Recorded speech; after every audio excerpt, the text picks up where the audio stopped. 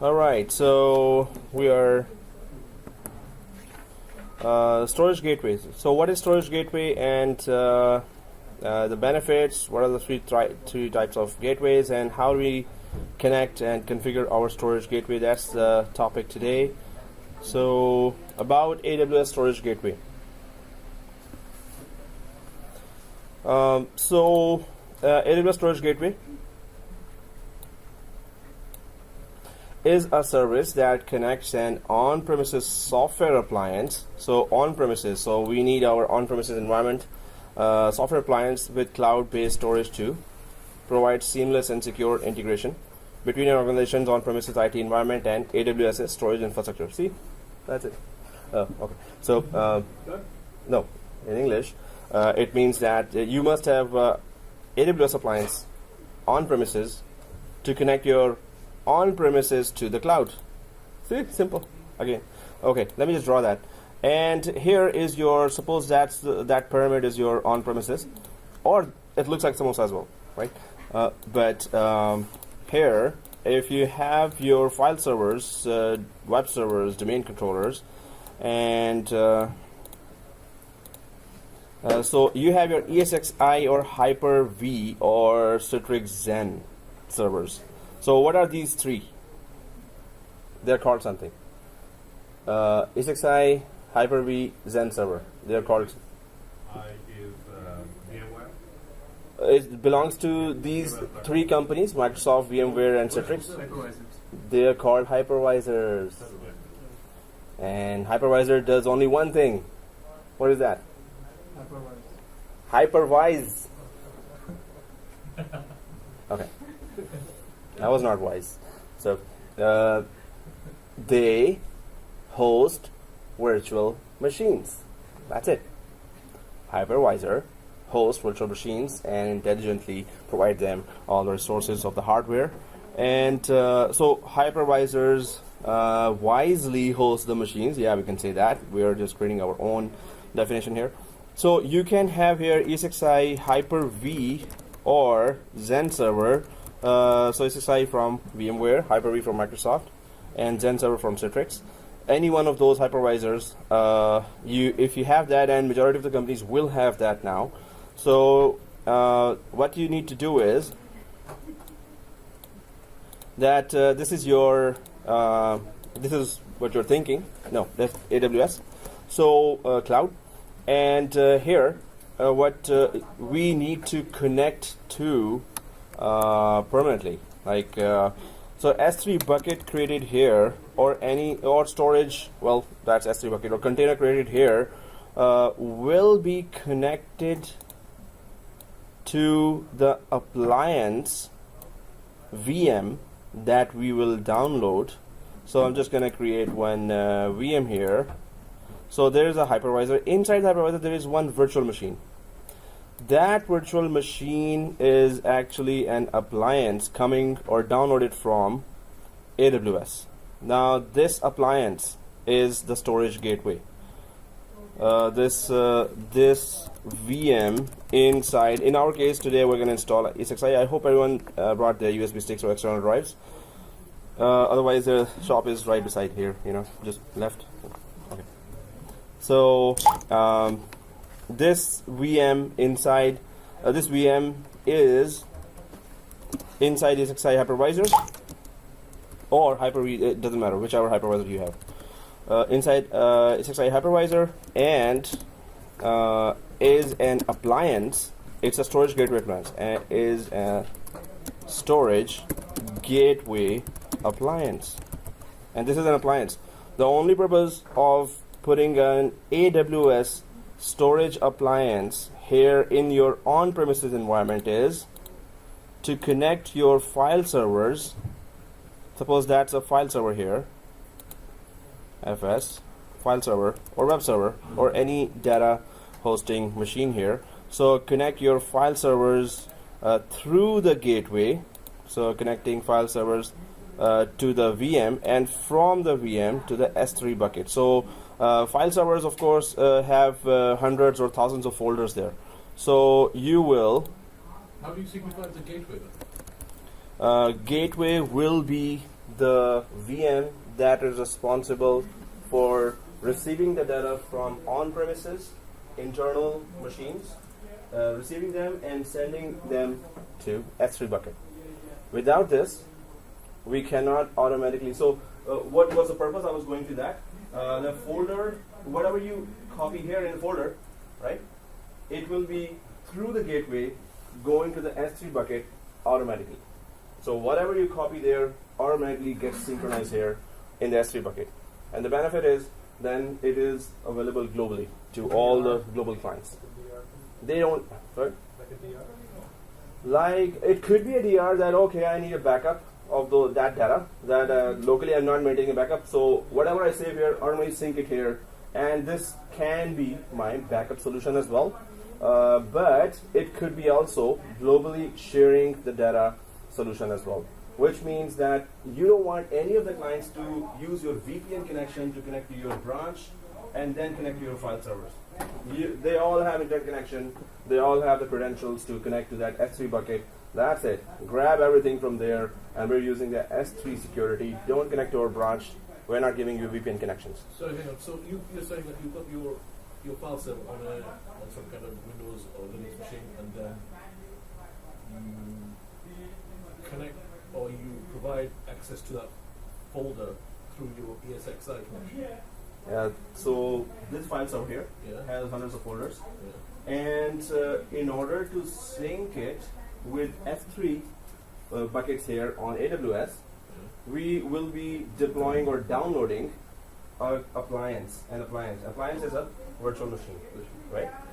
That appliance will be downloaded from AWS, and it will be pretty much configured. You just need to give it an IP and one drive we will add.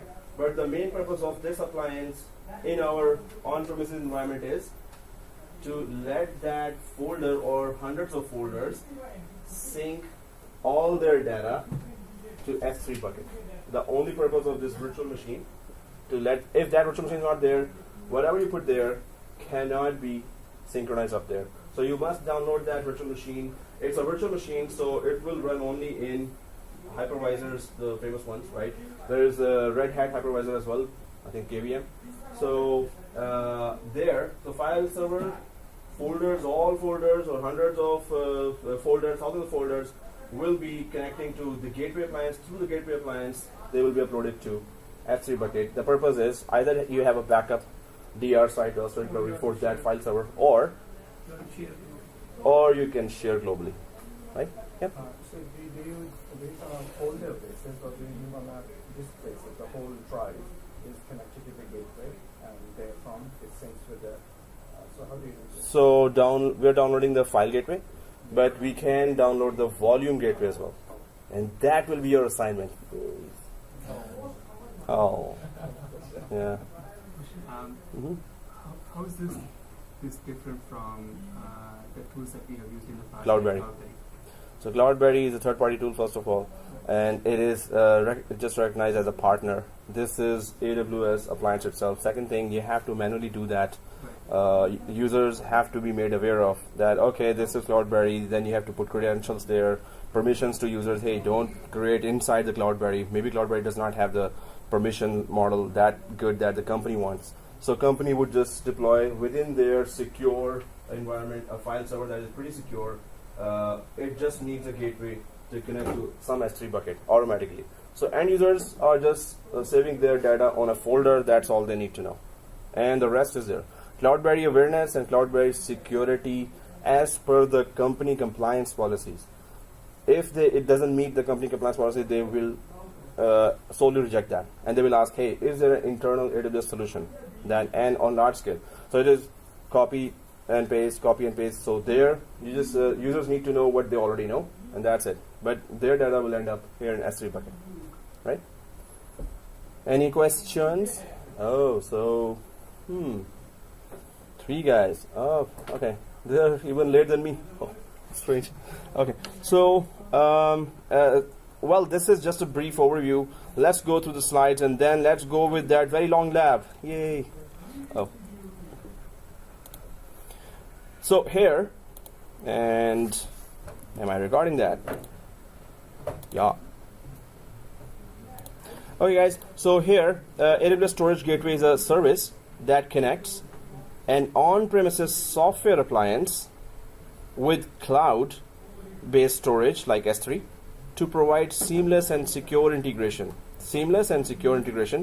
between an organization's on-premises IT environment, which is the file server, and file servers, web servers, whichever, and AWS's storage infrastructure, which is S3 and any other way.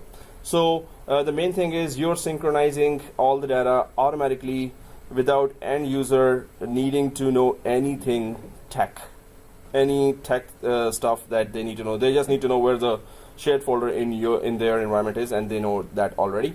In fact, you can just map that shared folder, right? Shared drive there. So we can end users they don't have to do anything. They don't have to know anything. It's just up there synchronizing. But you must have a gateway for that, and it really works. So, but you get a very good idea of how do we connect our on-premises environment to cloud, and then synchronize our data to S3 bucket. So, yep. Synchronization is real-time synchronization? Asynchronous. So first yeah. So, Which means that the other files, say, were to access the data, will not get the data set immediately. not immediately. So as soon as it's put here, then first it is made sure that it is put here, then it goes up. And what is the latency? Depends on your own bandwidth, depends on your speed of the hypervisor processing. So, but latency, yeah, it's gonna be coming there, some milliseconds. So the service enables you to securely store data to the AWS cloud for scalable and cost-effective storage. We get the idea, right?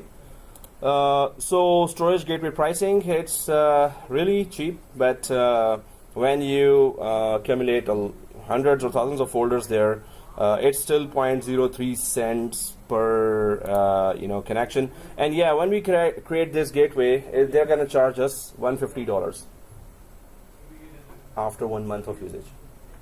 The fun part.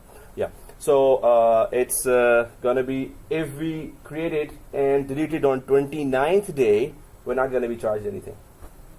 And it is 60-day trial anyway, free trial, first of all. So after that, they keep on checking you. Oh, they're still using that. Okay, now let's charge them. So one day I'm just going to connect to internet, and it will open one day, Monday or Sunday. Oh, okay. Do I have like a recurring charge every month?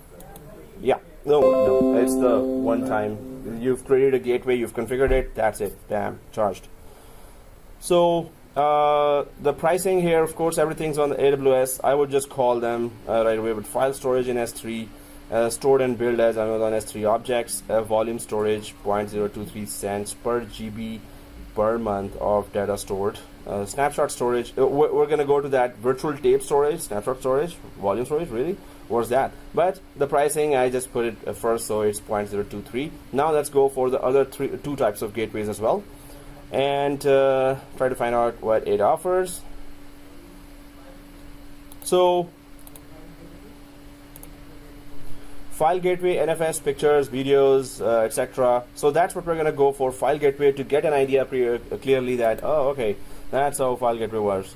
So it's just files you're syncing through the gateway to S3 bucket automatically, right? So volumes gateway, iSCSI, stored volumes to store entire copy of your data set on cloud. I hope everyone got the video for that failover clustering, right? Yes. It was sent to the group. Oh, you don't have permission in the group? Yeah, right. That's such an email. I couldn't reach email. Oh, okay. Did I not add you? Okay. So yeah, in the break, this is strategically placed here. So in case I have to hide for something. So yeah, in the break, let's check that. Sorry, it's working. Okay. So stored volumes, volumes gateway to store entire copy of your data set. All right. Thank you. That was a compliment, right? So okay. Thank you. So yeah, this means teaching is going on well. Cool. And there is a new Japanese technology called mute. Okay. So Oh, just kidding. So, stored volumes to store entire copy of your data set on cloud. So, as a volume, you can also store full volumes like 200 GB volume or 200 GB full partition. It can take that as a backup.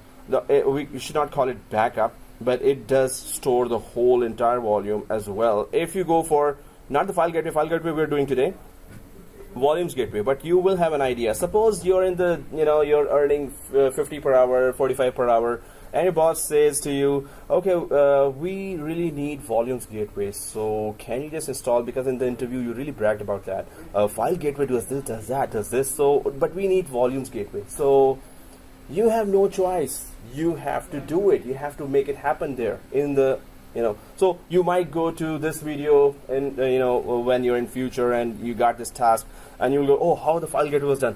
But he also gave an assignment to us for volumes gateway, and of course we ignored it. So now I have to do it this time. I wish I had done that volumes gateway that time, so I had all the steps and I could brag that as well to the boss. Hey, no problem, consider it done. If you are, the market needs troubleshooters and those who can make it happen, right? So if new tasks are there, IT is all about new stuff, right? So it's not possible that you know everything, right? But if we have an idea by file gateway, you can easily deploy volumes gateway as well, right? So take it always as a task. I'll put it as an assignment, and it's for your own good that you work hard now. Instead of regretting later that I wish I had done that time. So today I don't have to go through all YouTube videos and go through all Google groups and whoever done this volumes gateway. I would just follow that, and you have very less time to do that. So if you have that lab already there, you should be able to create that. So anyway, headquarters 2 for Amazon, wherever they land, there are some job opportunities coming your way. So I hope everyone is on, at least 100 questions are done for everyone, right? In that exam, the file that I gave, at least 100 questions. Oh, many are smiling. Okay. So it's you have to push yourself to do that. You will be very happy that you did it later. Now is the time to do it, right? So cached volumes, only recently used data is on premises while the rest is stored in the cloud. So you can see that there are stored volumes within volumes gateway. So that's another appliance. What we are downloading today, virtual machine for file gateway. You will be downloading as an assignment volumes gateway. Then you will be Googling it, you will be YouTubing it, you will be going through all the forums, and you will be creating that lab yourself. Figure it out and do it yourself, right? But you get an idea how to connect to AWS and how to connect your on-premises environment. In what we do in the lab, you have to repeat it at your home with your good internet connections there, right? So there are two types here. We talked about that. And then there is tape gateway. Anyone ever took a backup on tapes? Is it a silly question? Huh? Everyone, right? So tape backup. So now they have gone, offered virtual tape backup. So those tapes, the format of the tape, format of the data of the tape is still the same, but it's virtual now. It's a file, that is in the tape format. And if you recover that file, the tapes will still recognize that. So tape gateway, you can download this appliance as well. Allows us to create virtual tapes and then send them to S3. And then we can use lifecycle policies. What were the lifecycle policies? Oh, lifecycle policies. There was a cycle, yeah, and there's life. Like after how long we go? Yeah. Shifts of retention. Retention, glacier. Okay. Oh, that was written here. That's not there. So lifecycle policies to send these tapes to Glacier. So let's go here. Let's go a little more, and then we start our lab. Files are stored as objects in your S3 buckets, accessed through a NFS mount point. NFS is used for Windows to share files between each other, right? Oh, that was a trap. Yeah. So NFS is used between Linux machines, right? So NFS. So yeah, I was just thinking how actively you're analyzing this data and then saying, "Oh, that's wrong."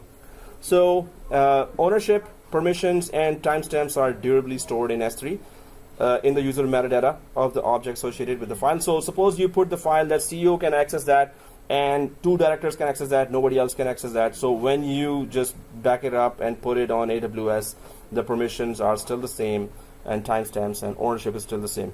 Once objects are transferred to S3, they can be managed as native S3 objects. Now, whatever features we know of S3, you can apply that to those. So whatever file server data you have, which is very critical, very crucial, that will be synchronized to S3. Then you can apply S3 advanced policies there, or lifecycle policies there.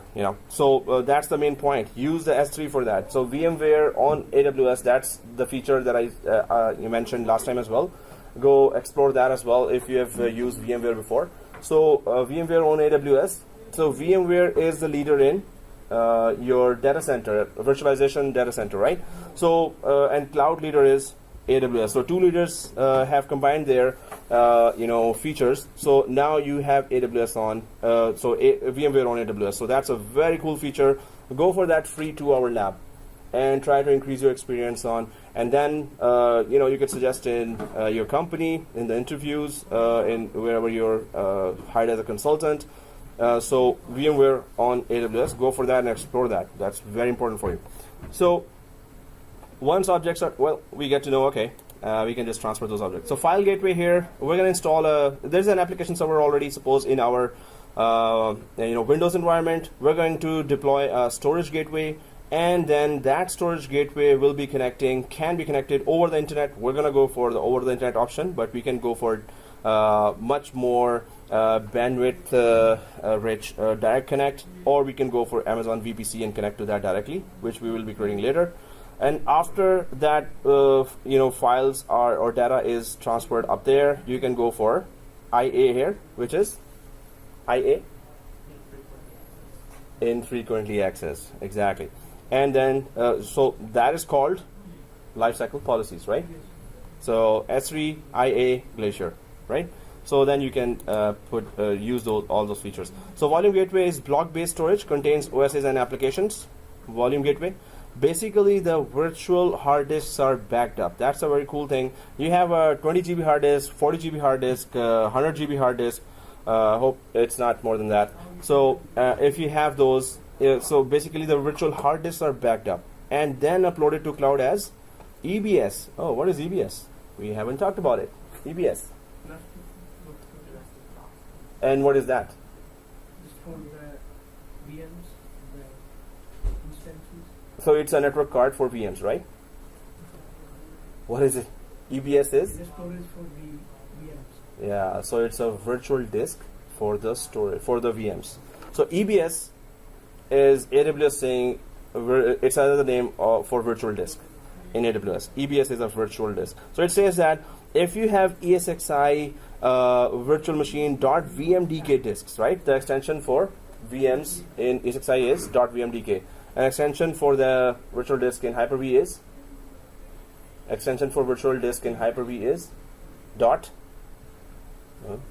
VHDX, right? So, and it's the .vmdk in Zen Server, Citrix as well. So whichever environment you have, it can convert the volume gateway appliance. When you install that, it's going to download and install. It's going to convert them to EBS. Now that's the virtual disk format AWS understands. So it's pretty important that you understand that how volume gateway works, or you will have that file gateway environment, so you can just deploy a volume gateway as well and test its functionality as well. So we get the idea. Oh, so file gateway, files are synchronized, okay, and in volume gateway, the whole virtual hard disk is synchronized. So suppose that's a file server with directors and CEOs data, and it's very, very critical.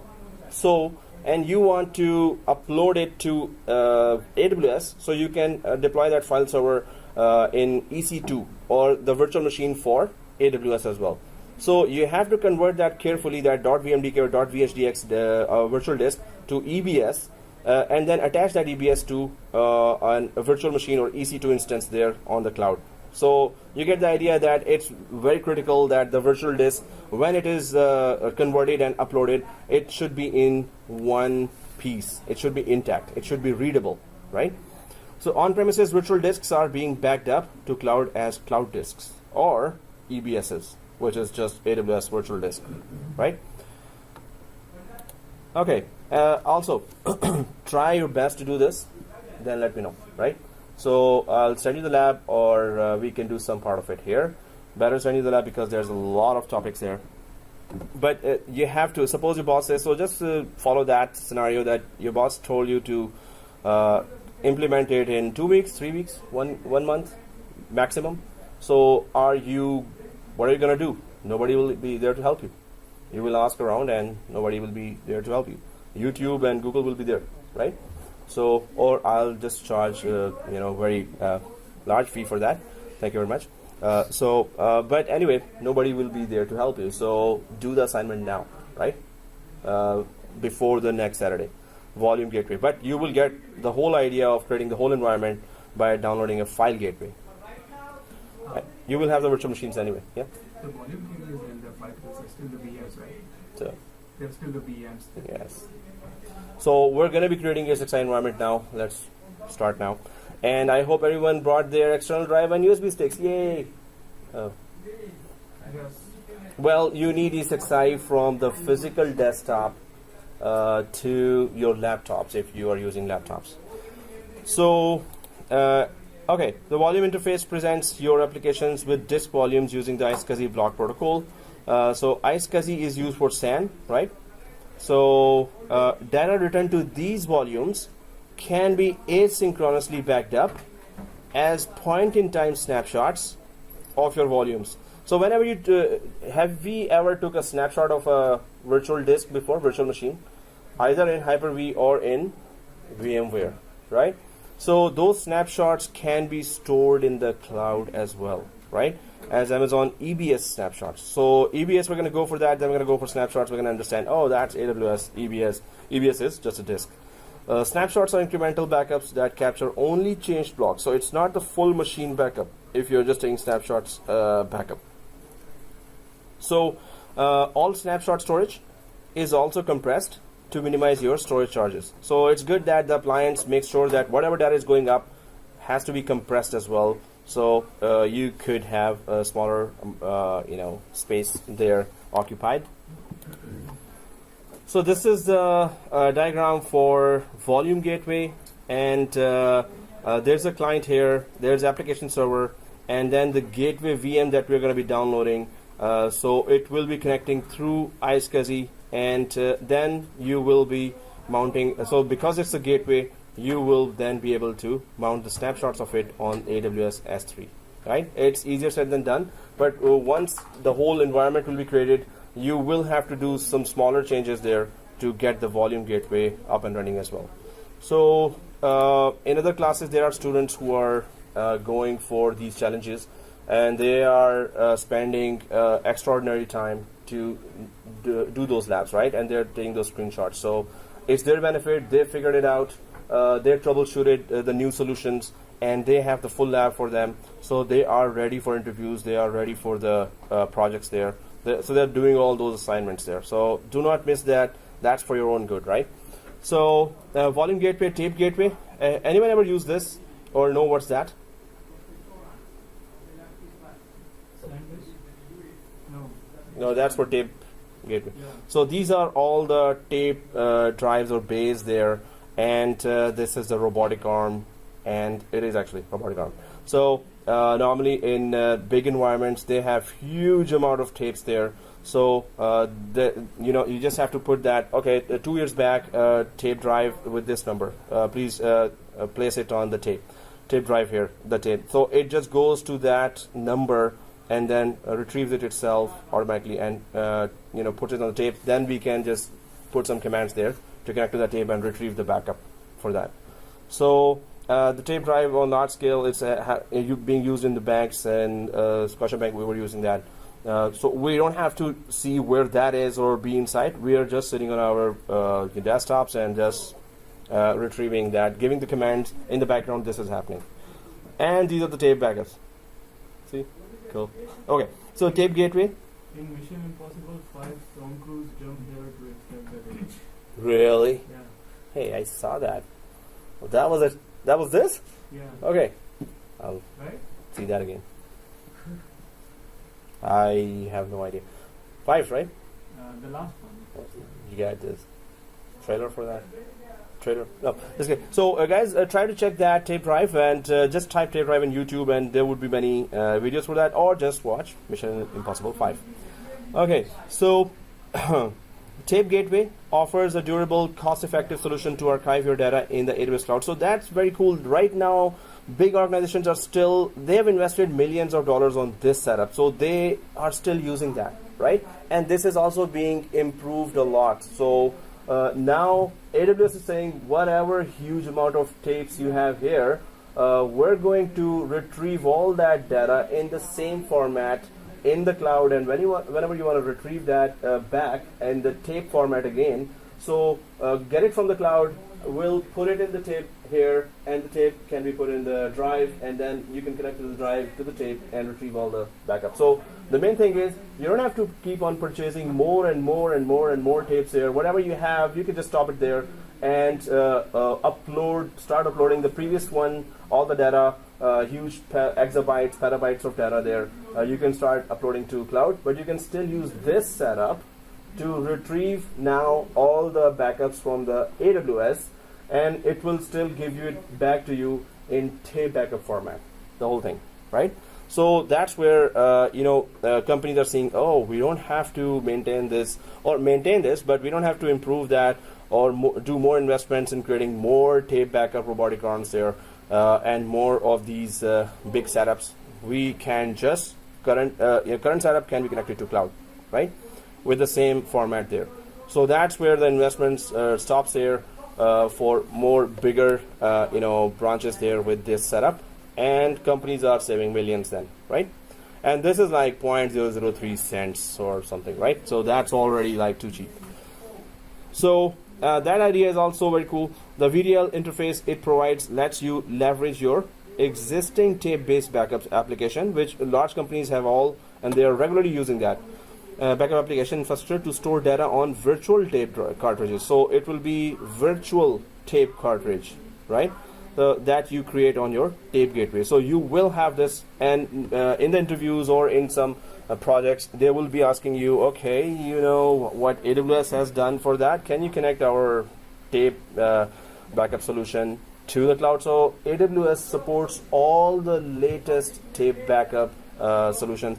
So AWS can connect to all those mainstream ones that the big companies have. So you can see the cost saving here.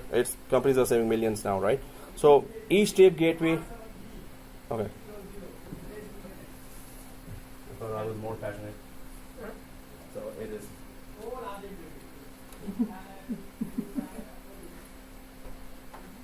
Okay.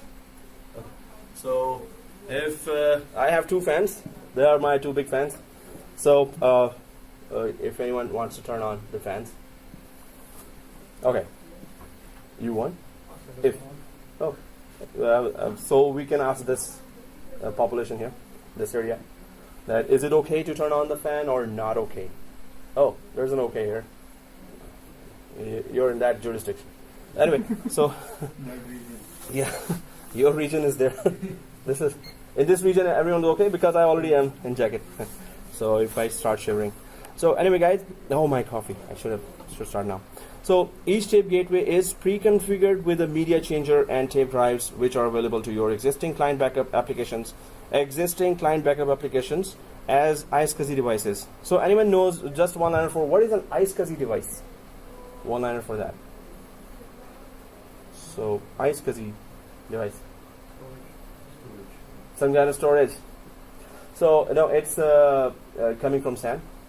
And it is so failover clustering. The lab I sent you, you must do that to understand, because we configured virtual iSCSI. So we created a SAN machine. We connected iSCSI devices, the disks, 3 disks to the two failover cluster machines. So you must do that at home. That's the whole lab. iSCSI disks, you can just get those disks from the SAM, right? So you add tape cartridges as you need to archive your data supported by NetBackup. So this is very famous, NetBackup, Backup Exec. That's also Veeam. This you may have heard. Veeam, no? Yes, maybe. So Veeam is virtual for the Hyper-V, for ESXi whole environments. You want to take a backup or replication solution you want. So Veeam offers that, but for Active Directory, Exchange, SQL also, Veeam offers the backup solution. So it's very famous now, and you can go to VEEAM, and that's one of the latest solutions. Not latest, it's there in the market for some time. But it's really, going. So many students come from different companies. They say that many of them say that they're using Veeam there as a backup and replication solution. So they all support connecting to AWS as well. Okay, so that's how it looks like. Tape, right? Cool. So your company tape backups are converted to virtual tapes and then uploaded. So these are the tapes and application backup application there. Then through iSCSI connection to tape drives, they are stored as either in cache storage or they are put in upload buffer, which is just caching it for some time only, and then they are uploaded to in the format of the virtual tape. That the format which if you put back to the tape, the tape will accept that. Oh, this is the format that they work on. So exactly in that format, they will be saved in S3 bucket, and then you can go for Glacier and just keep putting it there. So you know that their lifecycle policies really saves a lot of millions of dollars of companies for that. So you should know that whichever type of data you're uploading to AWS, there is that lifecycle policy there that will save the company's cache, right? So the tape drive backup, which large companies have, and it's on very large scale, they're using it every day. So you can just say that. So summary, yay. So file gateway for flat files stored directly on S3. Volume gateway. So we're going to go for file gateway. It's going to store all the files directly on S3. But once on S3, just put lifecycle policies. It's going to end up in Glacier, right? So stored volumes. So in volume gateway, there are two types: stored volumes and cached volumes. So stored volumes, entire data set is stored on site, which is on premises, and is asynchronously backed up to S3. It's not directly replicated from here to there. First it is backed up locally, then it is sent to the cloud, right? So cache volumes, entire data set is stored on S3. So entire data set is on the cloud now. Here it's on premises, here entire is on the cloud. And the most frequent access data is cached on site. So whatever you're frequently using is only available on site. That's also good. So then Gateway Virtual Tape Library, or VTL, used for backup and uses popular backup applications like NetBackup, Backup Exec, Veeam. So that's the summary for that. Now let's start the lab, because I hope we are able to finish that today. Otherwise I have the video. So this is the appliance, nearly 1 gigabyte virtual machine we will be downloading from internet. I hope everyone's connected to the cable here, right? Because that's the faster network. So let's go ahead and do the lab. So major steps here: create on-premise lab. Let's do that now. And create 2 VMs, 1 Windows and 1 ESXi. So if you're doing it on laptop, I think you should turn to your desktops. Yeah, that was an exclamation mark. Green. So you can go for your desktops, because these are more powerful, or you need to copy the ESXi ISO from your desktop to the laptop to do this lab, right? And if you have 8 GB RAM, it's going to be slow, but it's going to work. 16 GB is recommended minimum. Create 2 VMs, 1 Windows and 1 ESXi. We're going to install a hypervisor. Inside the ESXi, we're going to create a virtual machine as well, right? So go to AWS then. The major steps: start storage gateway wizard and select file gateway. And then download file gateway. That's what we're going to do. We're going to download that 1 GB file, import into ESXi and start. Activate file gateway, and then create a volume on cloud, and then create a file share on cloud. See, so simple. Okay, So first we're going to, so if you don't have ESXi in your laptop, it's in the desktops. If you have brought your USB, so that's a weapon of IT professionals. Without that, IT professional, you don't have a USB stick. Okay, so so you should have a USB stick. You need to transfer data. Transfer. Okay, so we need it all the time. So whoever says, "Oh, I don't have a USB," I like stare at him. Are you kidding me? You don't have a USB? You kidding me? Don't ask me actually. It's in the back. Yeah. So here you must have a USB, right? And well, from now on, I think you will have a USB. So or I haven't embarrassed you enough. No, I keep on going there. So map it to a drive, ladder, folder in Windows, and create a folder and file. Where is it in the downloads? Oh yeah, so it's in the C drive and ISO folder. Oh, you're there, and just go ahead and copy that in your laptop. So C drive and ISO folder. You may see the folder called VMware there inside the desktop. Inside the VMware, now I'm going to show you the file name. So see this. The file name is, where's the drumming? Okay.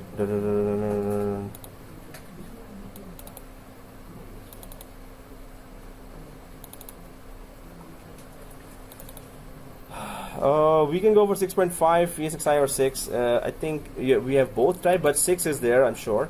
So I'm just gonna show you the file name and I'll magnify it. So here you should be going for VMvisor, this one. So if you see this file, and that's in C drive ISO, and there is that VMvisor. VMware VMvisor installed 6.0 or 6.5, doesn't matter, right?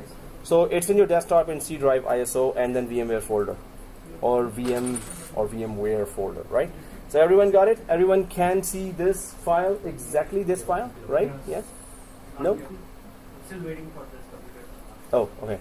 So, but you can do the whole lab within your desktops if you don't have the USB to transfer to the ESXi. So that's the only thing we need. Actually, that's not the only thing we need. If you are doing it in your laptop, what you need to do, what else you need? ISO of Windows 2012 or 2016. So if in laptop you're doing that, one is, and that is also available here. So ISO of Windows 2012 or 2016, I'm gonna come to you and just tell you what, and this one. Just two files you need. I haven't. Okay, that's great. So just the ISO to install a Windows server, right? So guys, external drive or USB, but those who are doing your desktops, you already have that, right? Oh. Okay. Oh, it's in the desktop. Oh, you didn't start from here? Okay. That's gonna take it. So I'll just. So I'll format the whole thing, right? No, just kidding.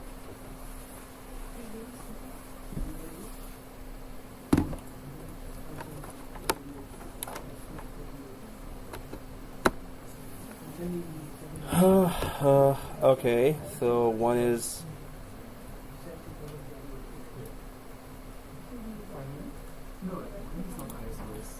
so this is VMvisor, and I'm sending it to this disk. Oops. Copy.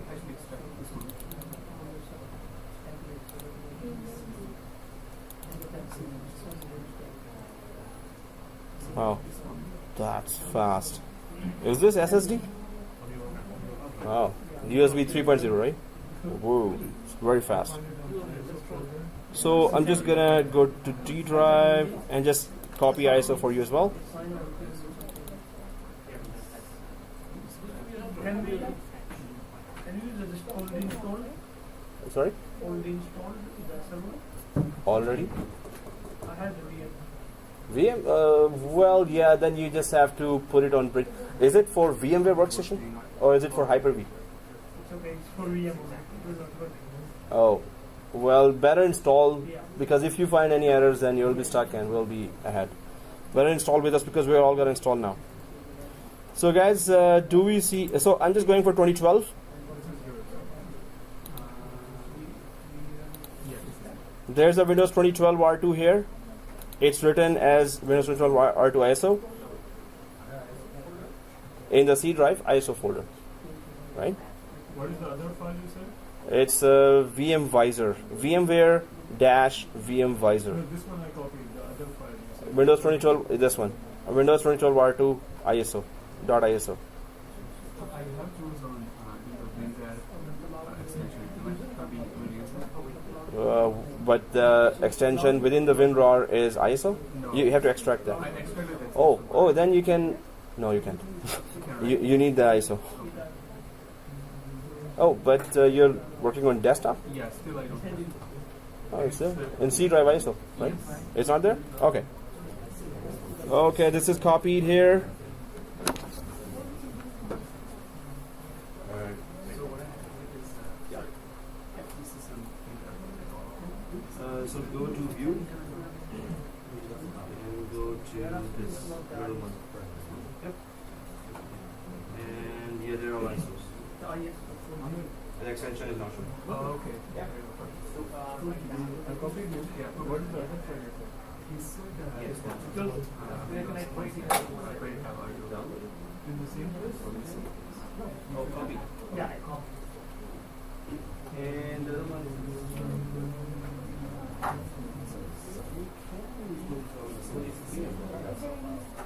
There you go. the other one maybe. So I'll copy for you. Yeah. You can use 116. Yeah. No, 2012 is good if in case 2012 is not there. But yeah, there's no difference. Your choice.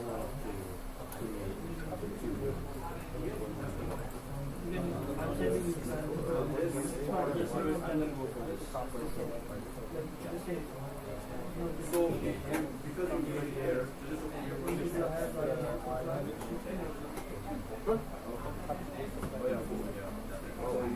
What is the copy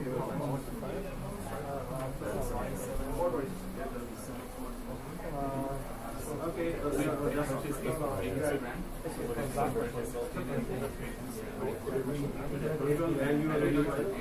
I have that.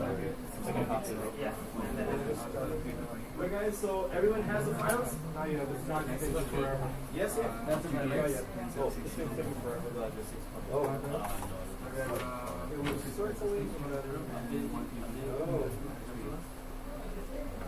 So,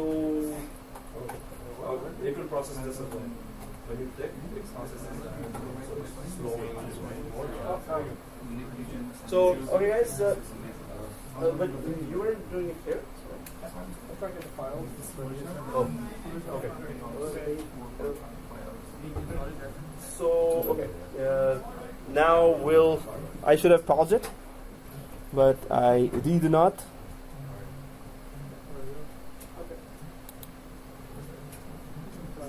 Just gonna resume here and draw that plan or write that plan. So, first the two machines. What we're gonna do here, the two machines we're going to be. Yeah, comment's so slow. Yeah. So this will be Win01 and this will be ESXi01. Second thing is that so of course here we're going to install Windows 2012 or 2016, doesn't matter really. But if you do 2012, you can just know where I'm going for mouse clicks, or you'll figure out in 2016. It will be a little different. Basically, it's the same thing, but interface is different. So you might be confused if you haven't, if you're not very good, or you're not very used to 2012 format or 2016 format.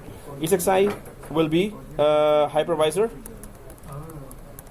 and so first of all, their networking settings will be. So VMnet settings. I'm just going to explain that as well. What is that in VMware Workstation when we are creating those two machines? But VMnet has to be on VMnet 8, which is NAT. So we're going to be going for VMnet 8 here. Why? We need the IP. We need IP from NET plus DSL router. So we need IP from NET plus DSL router. So I hope we have enough IPs here. So it's .192. Whoever is good in subnetting is 255.255.192. How many clients can be there in 255.255.192?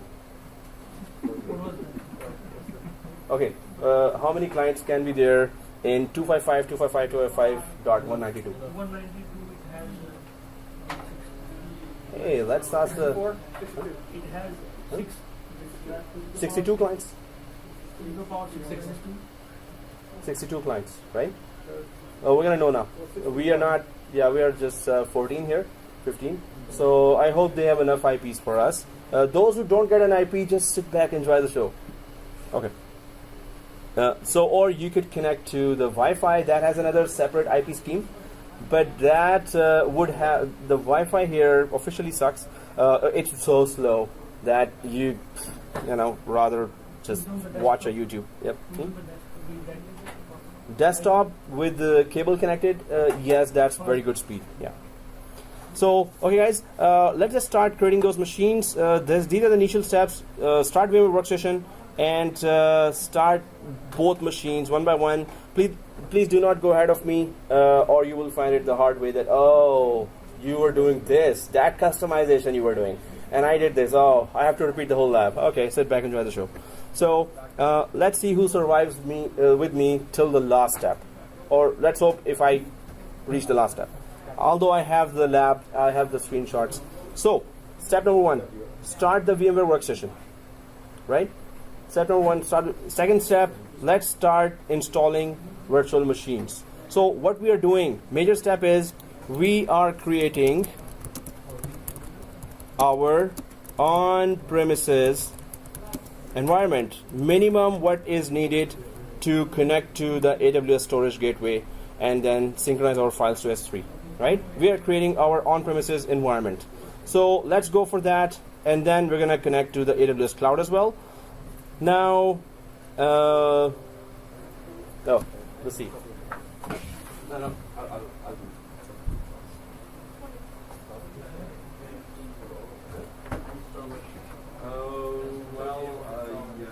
Yeah. You wanna sit here or you wanna do the lab here? Because you have a laptop. Okay. Do laptop, but then you have a laptop. Okay. Guys.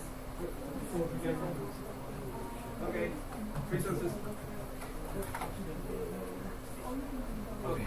Swat. Whoa. But you're not gonna be comfortable here, right? So sit here, and I'll bring that other table. Guys, if and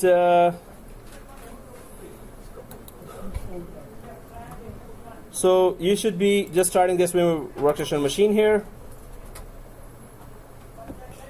and it starts. Okay, let's go for home button here, and you should be seeing this screen, right? So create a new virtual machine. You're there, right? So click the new create new virtual machine, and yes, it is typical. Let's go for typical. And then click next. You're there, right? Okay, let me know when it is yes yet, so we could go ahead. Oh, it rhymes. Yeah. In the diagram, what is Win01? Win01. So guys,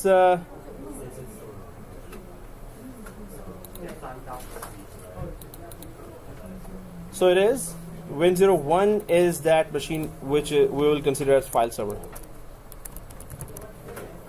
So that file server, we're going to create a shared folder, and that shared folder will be synchronizing to the S3.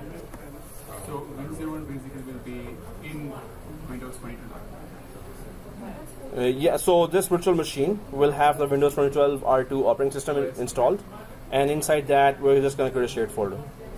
That will be, so here in hypervisor later we're going to be introducing, once hypervisor installed, we're going to download that appliance storage gateway, and it will be here like this, and then inside this appliance we're going to be just making sure that it got an IP from NetPlus as well. So it will also be on VMnet 8, NAT. And so once it connects to the cloud, you will see that it's really easy to connect to S3 bucket once it connects to the internet connection. Okay guys, first we're going for Win01. We're installing a Windows 2012 R2 inside the virtual machine. Let's give it the RAM. So I'm just going to take that slide to the requirements.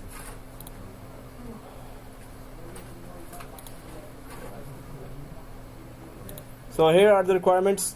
You will need Win01 4GB RAM, first machine. We're going to do that together. I'm just reading it out now. So Win01 4GB RAM, one processor, and VMware E6i01 16GB RAM, and 2 disks, both 400GB, and also thin provisioned. And we're going to create a second data store as well. Data store is that file system where we install virtual machines, and it's VMFS. But anyway, when we're doing that, I'm going to explain that further. So first we're installing Win01 that will be having 4GB RAM. That's what we need to know now, right? So there are just a couple of hundred more steps, just few hundred. So let's go ahead, and are we on typical? Okay, now we need to go ahead. But whoever joins us later, just let me know which step you are at, and I'm going to tell you that. Okay. You have desktop there, or so you have E6i and E6i hypervisor you need, and you need Windows ISO, Windows 2012 ISO. But do you have those ISO files? Oh, you got it. Okay, then you should be on this screen. VMware Workstation, see this? Do you have VMware Workstation installed? Oh, then go to VMware.com and just download from there VMware Workstation. And when it's there, let us know, right? So create a new virtual machine here, guys, and then it is typical. I hope majority of us are on this screen. Oh, I hear majority here. So, okay, let's click typical and next. This is being recorded, so you won't miss a step here, right? This is being recorded. So, next. Oh, is it being recorded? Yes. Okay, so guys, here, when you see this screen, you have to go to the middle option there, installer disk image file, Windows 2012 R2 detected is written there, but in your case, I don't think it's going to be written. So, see this? So I'm just going to click browse here, right? And I'm going to go to that folder in C drive, and that is ISO folder. So I'm just going to click browse. Well, this is my laptop folder structure, which is a little different from your desktop folder structure. So in your case, you need to go to C drive and then ISO folder. C drive, ISO. And if you see this, double click that. If you don't see this, you can just go for 2016 as well. All we need to do is just create a shared folder there, right? So Windows 2012 R2 I'm selecting here. Double click that, and it should show this 2012 R2. In 2016, suppose you do select 2016, it's not going to show that, but it's still okay if you do select 2016. But if you go for 2012, it does show this. So if it shows that, you're good. So if it's done, let's click next. Here, if you're using the public machine or desktops here, so just put that AWS, your first name, and that's it. So AWS and your first name, right? So although we just need it for today, so and by the end of the class we're going to delete even these machines because we need to save some space. So AWS and your first name. If that is done, second thing is, guys, do you see C drive here? Location, this one. So in desktops, we have C drive as magnetic disk, the slow disks, and E or S drive, the E or D drive has SSD disks. So if you're using a desktop, you can go down to the yellow folder and check that if you have, if your SSD is D drive or if your SSD is E drive. So, or you can just keep it C as well. SSD will be much faster, right? So here for C drive, you can just go down to the yellow folder, and then you can check here that is it your D drive which is written SSD, or is it E drive which is written SSD for your desktops. But for laptops, you don't have to look for that. Yeah, you're on this screen. Okay. Anyone not on this screen? Oh, majority are on this screen. Mhm. Okay, that was. What are you doing? I'm still trying to install the almost done. You didn't start on desktop? Okay. Oh, that would have been much faster. But so when you're there, let us know. Alright, guys. So click next. And here, 60 GB is okay. Single file, virtual disk as a single file is also okay. It's for portability only. So 60 GB is okay for Windows, first machine. Next. But do not click finish. Yeah, so again, this one, specify disk capacity, 60 GB. You do single file. Yeah. We can do multiple files as well. It doesn't really matter when we are copying it somewhere, so it's smaller files here if you choose this, and it's one big file here if you choose this. So 60 GB, everyone selected that and click next, but do not click finish. Why? We need to do some shopping here. Customize hardware, right? So click the customize hardware.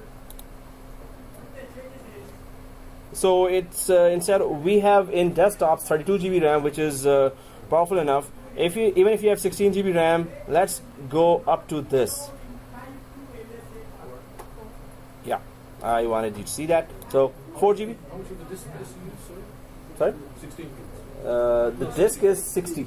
60. 60 is the disk. Single file. And then customize hardware, right? Do you see customize hardware? Which, yeah. So it's 4 GB. I put the RAM as 4 GB. Processors, one processor, 2 cores. So it's when you click the processor, it's one processor, 2 cores, right? Then this one. So first thing, RAM. Second thing, processor, one processor, 2 cores. Third thing, you need to keep it to this. Do we all see that? On the Mac. Yeah. Well, yeah, bridge. So why are we going for bridge? From the DSL. From the DSL. So our virtual machine will be now over the physical network here. So anyone on the other room, if they have a sniffer and everything, they can at least detect our virtual machines and IP, right? So we're on the physical network now. Make sure we do not install DHCP here. Right? DHCP. So anyway, just keep the selection of bridge here. So 4 GB RAM, 2 cores, and bridged. If anyone is falling behind, you can keep on taking a picture of the, you can just use technology here. Picture. Oh, you'll be reaching at this step, and there are 3 or 4 steps here. Take a picture of that, or write it somewhere, right? So you can then you won't miss anything. So if it is done, let's click close. Yay! So memory 4 GB, 2 core for the processors, and bridged is the network, right?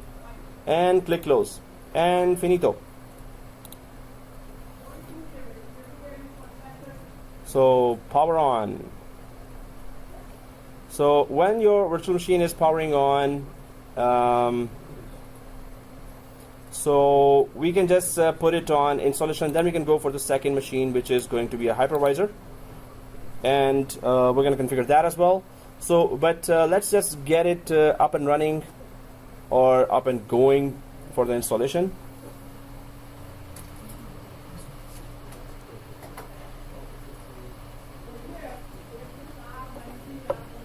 Okay, guys. If you're on this screen, of course, we need to go for time and currency format, and that is English Canada. So,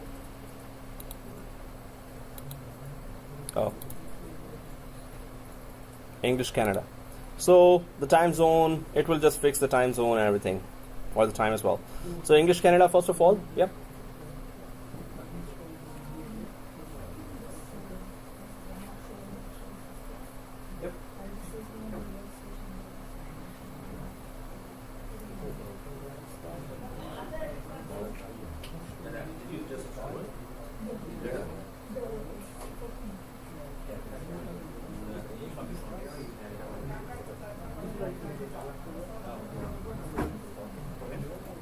Okay, and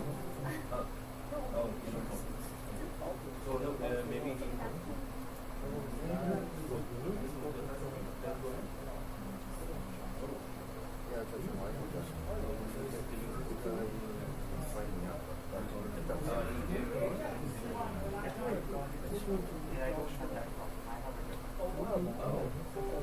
you got it from remember? Yeah. Okay. Problem is for Joshua. What about yeah, we were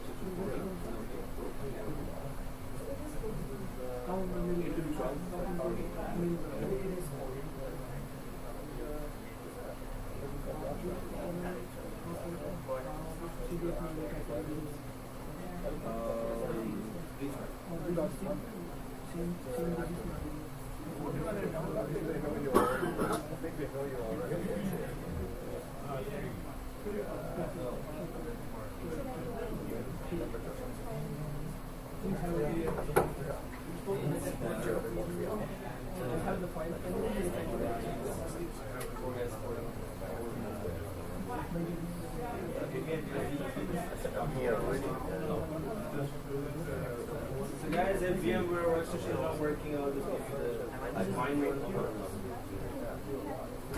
Yeah,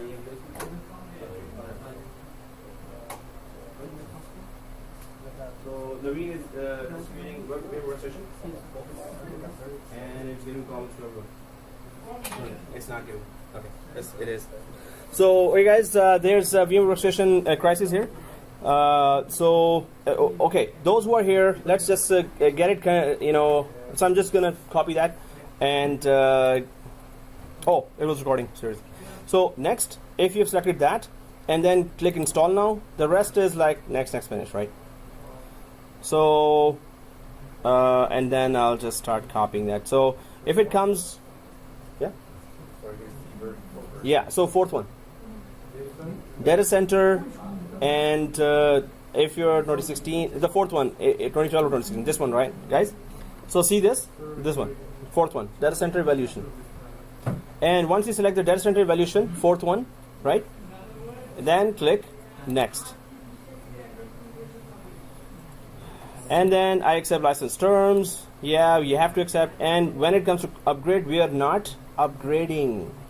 So we are customizing. So click the custom. We're not formatting anything. It's straightforward. Next, finish, right? Fourth one. Last one. Data center evaluation. Next. And that's it. So leave it at that. And the installation has started. Now I'm just gonna give VMware Workstation the older one. So. What is that? Upgrade or custom? Custom. And let me just pause that. So installation. So resume, and you will still be able to finish that lab at home because it's recorded. So again, you don't. It's not compulsory to finish it here. So here, main thing you have to understand and ask questions. You don't really have to finish the lab here. You have to understand here. You can finish the lab. You will finish the lab. You have to at home, right? Redo the whole lab at home. So. Okay guys, what we are doing is we were installing the first VM. Let's go for the second one as well. So the first VM is installing. We don't have to really look at it or stare at it. So while it is installing, we're going to go for the home button and start the configuration of the hypervisor as well, right? So create a new virtual machine. Everyone sees that again? Yeah. So click that. While the first machine is being installed, we can carry on with the second machine creation simultaneously. So if you're there, again, it's just typical and next. Be careful with all the options. We're not selecting Windows 2012. Why? Second one has to be a hypervisor, right? A hypervisor. So browse in your C drive and ISO and then VMware folder. You will find this. Which one? So I'm just going to click browse here, and I'll go to my folder structure. So do not follow me here because your desktop folder structure is different than mine, my laptop folder structure. So I'm just going to go to my folder structure here, but I would show you the file. That file is the same name as you see in your desktop C drive, ISO, and then VMware folder. This is the file you should be seeing there. This is the this upper one. We gave the upper one. Oh, okay. Again, this is the file you should be seeing here. Yeah, I just. Was that a test or you just forgot? This I'm tempted to say it's a test. Oh. Okay. So VMvisor installer 6.0. So this is the file. Please copy it for home as well, and recreate the whole environment at home.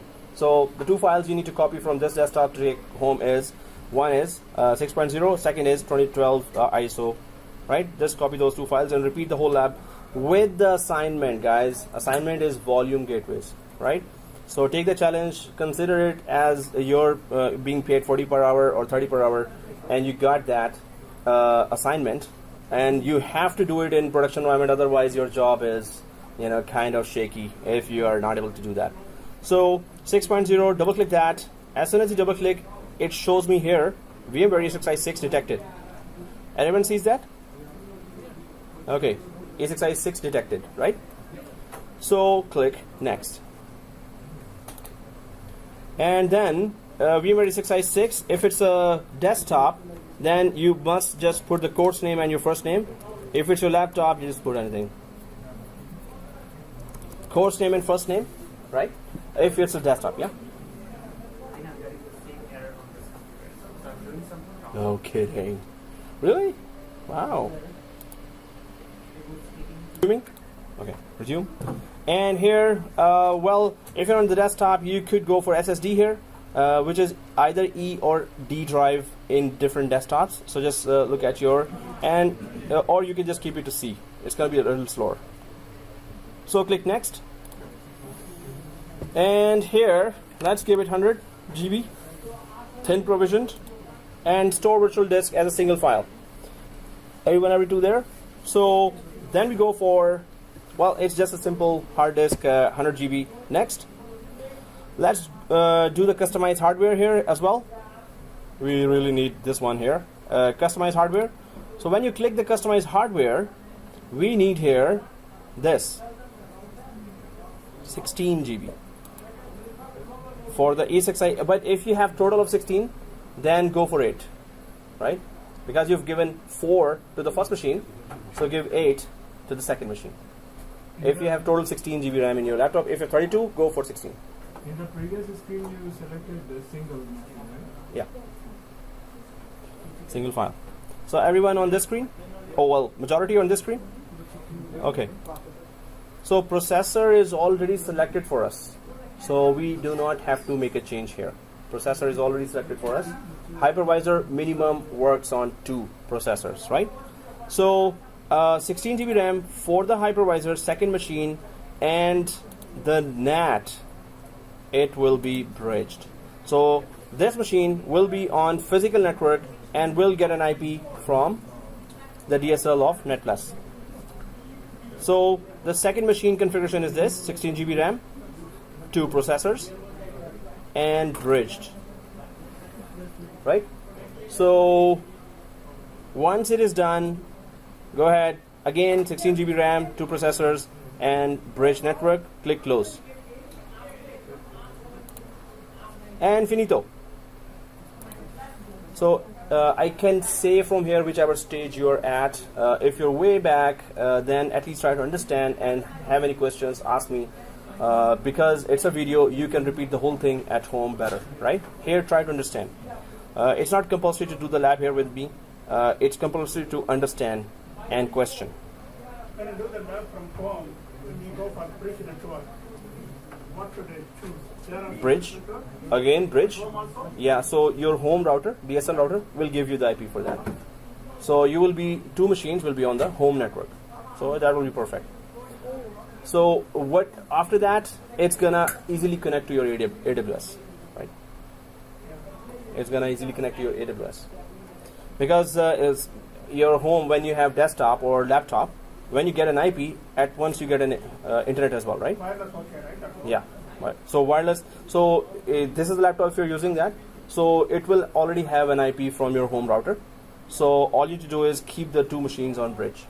they will also automatically get separate IPs from your router, right? Why? Because we need to directly connect it to the internet. So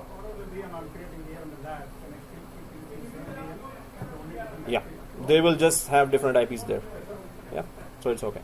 Alright guys, so I can see this here, that when I started the ESXi 6, and if I go down here, you can see that the services are still loading here, right? So yes, they're gonna load, so it's okay. We can leave it at here at this. We can go and check back our Windows 2012 here, which should be on this screen now. 2012, right? So give it a password that you cannot forget. So I'm just giving the class password, which I use for the classes as well. Small ABC, capital ABC, shift 1, 2, 3. Again, small ABC, capital ABC, shift 1, 2, 3. So it's this one, right? The blinking one. Yeah. Small ABC, capital ABC, shift 1, 2, 3. This one. Okay. Or any password. Good. Okay. It's done, right? So, okay guys, let's go ahead. Click Finito. And log into this machine. So, now a recap of what we are doing and what stage are we at right now. So, let's track our progress through a diagram here, that ultimately we need to reach this this stage. We need to reach this, right? So we are creating our on-premises environment where there are two machines. One is a hypervisor, second is a file server there, right? Where we're going to create a folder that will be automatically synchronized through the gateway to the S3 bucket, right? So that's our plan. So first we are going for only this environment. We're creating the on-premise environment with two machines. One is hypervisor, one is just Windows file server, right? So if you're taking our progress here, so we have just gone to two machines, and they have so first machine has connected to internet, but we have to rename it, that's it, and restart, and also install VMware tools. So right now it will be not this is yesterday's class. Right now we are at this stage. So the first one, file server, so Windows 2012. Now let's rename it to Win01. So first of all, can you confirm what IP you got with the Windows 2012?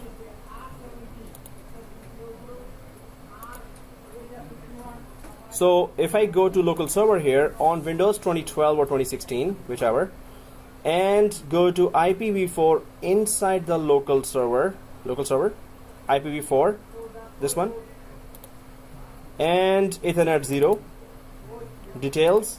So I got 192.168.10.27. So 10 dot something, right? Everyone should be getting 10 dot something. So can you confirm each what IP you got here? I got this 10.22. Taking time. Loading. 10 dot. Oh, calling also for us. Yeah. Oh, okay. So just go to command prompt and just ipconfig. Command prompt and ipconfig, right? Go for that. Yes, sir. 26? Oh. 21. Anyone there? Naveen, Faisal, and 16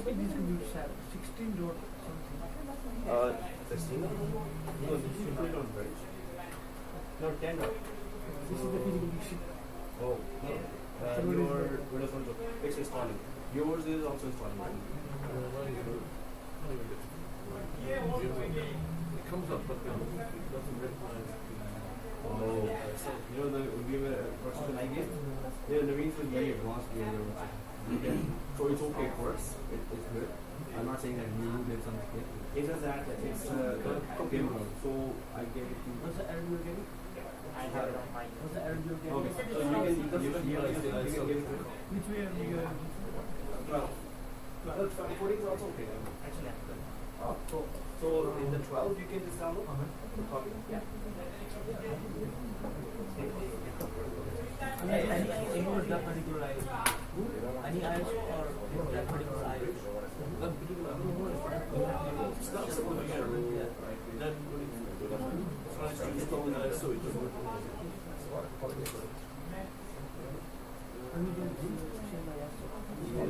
So I think no, it's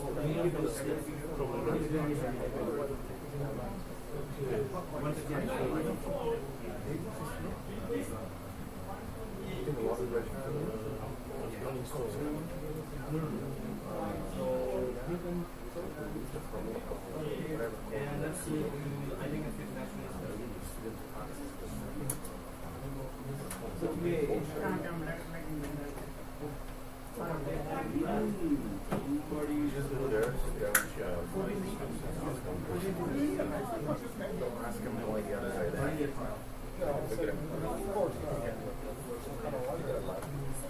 or get a file from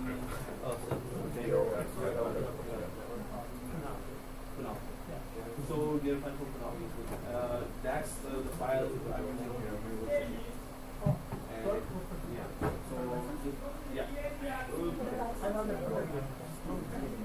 For now, 30 days, but I will go for that.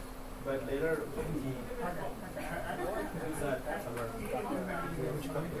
so yeah.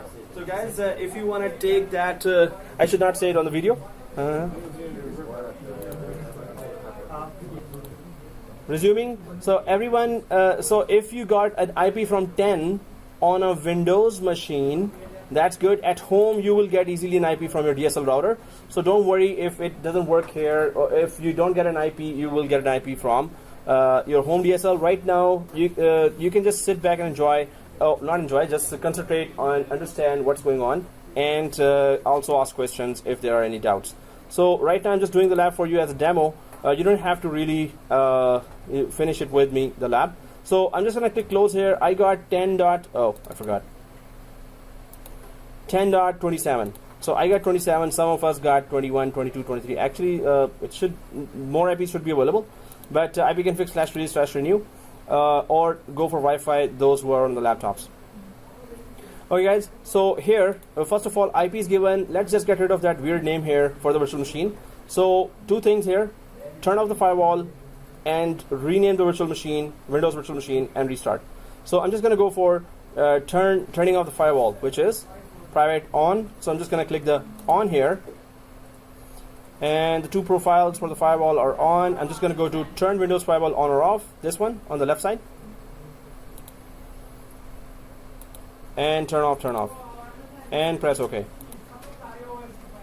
So try to understand what's going on there, ask questions. Instead of trying to do the lab with me, it's not compulsory. You have a video, you have whole week, you can just redo the lab easily if once the video is created successfully, right? So computer name here, and I'm just gonna click that computer name area as well, and click the change, and then it's Win01. So other one would be ESXi01, right? But this is Windows 01, so Win01 here. We don't have a domain, we don't need a domain, but in production environment, it will be a member server, it will be a domain joined file server. In that case, the steps don't change, the process don't change. So it's okay, we have a standalone file server that we're using right now. So press OK if you have put this, Win01, press OK and restart.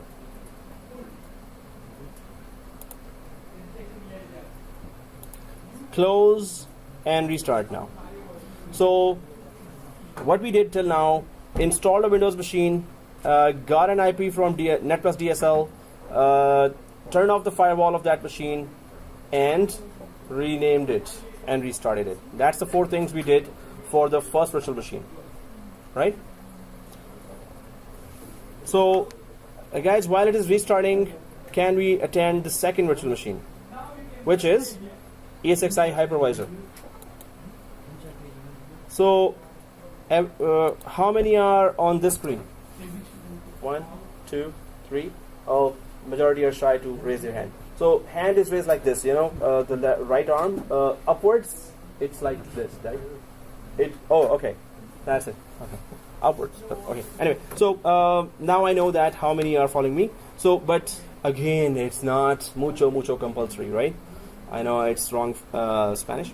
So, okay, guys. So click enter here. Now we're configuring a hypervisor that is supposed to be installed on a physical server, but it's our nested virtualization, so we're doing it. Yeah. So, okay, guys. Here, F11. F11. So, except it's also pretty straightforward. So, let's try to check if we can go ahead.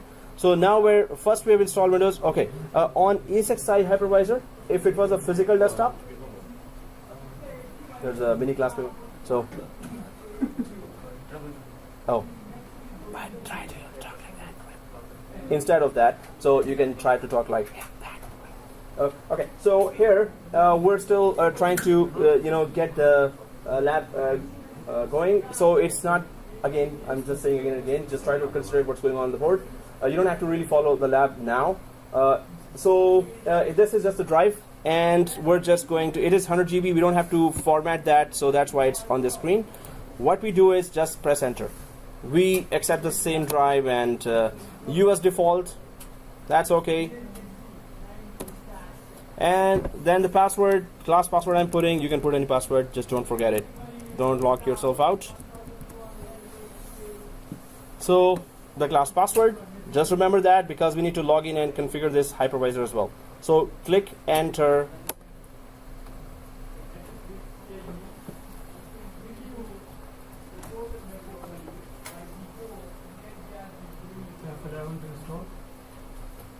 Yeah, go ahead, F11 to install. If you see the screen, go ahead, F11.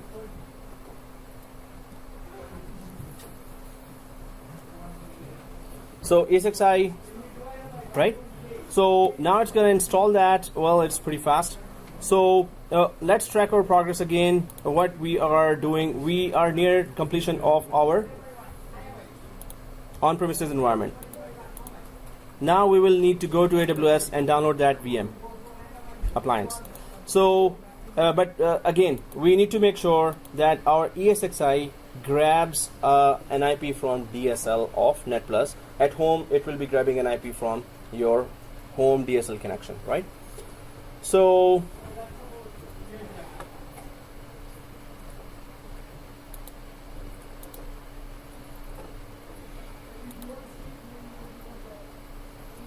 well, yeah, it's not that fast. Okay.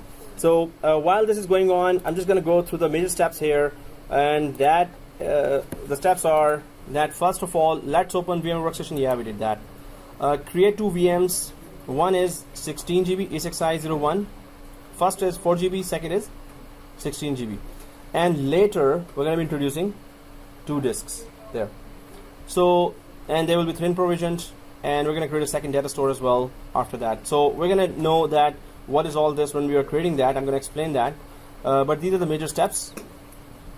Let's give them both bridge network for their NICs. Yes, that's what we did. So we're trying to get the public IP. So then let's install Win01. We did that. vSphere client. Oh, so we're going to be installing vSphere client later. Anyone has an idea what vSphere client does? vSphere client. It connects from Windows machine to your hypervisor, right? vSphere client connects from Windows machine to your hypervisor.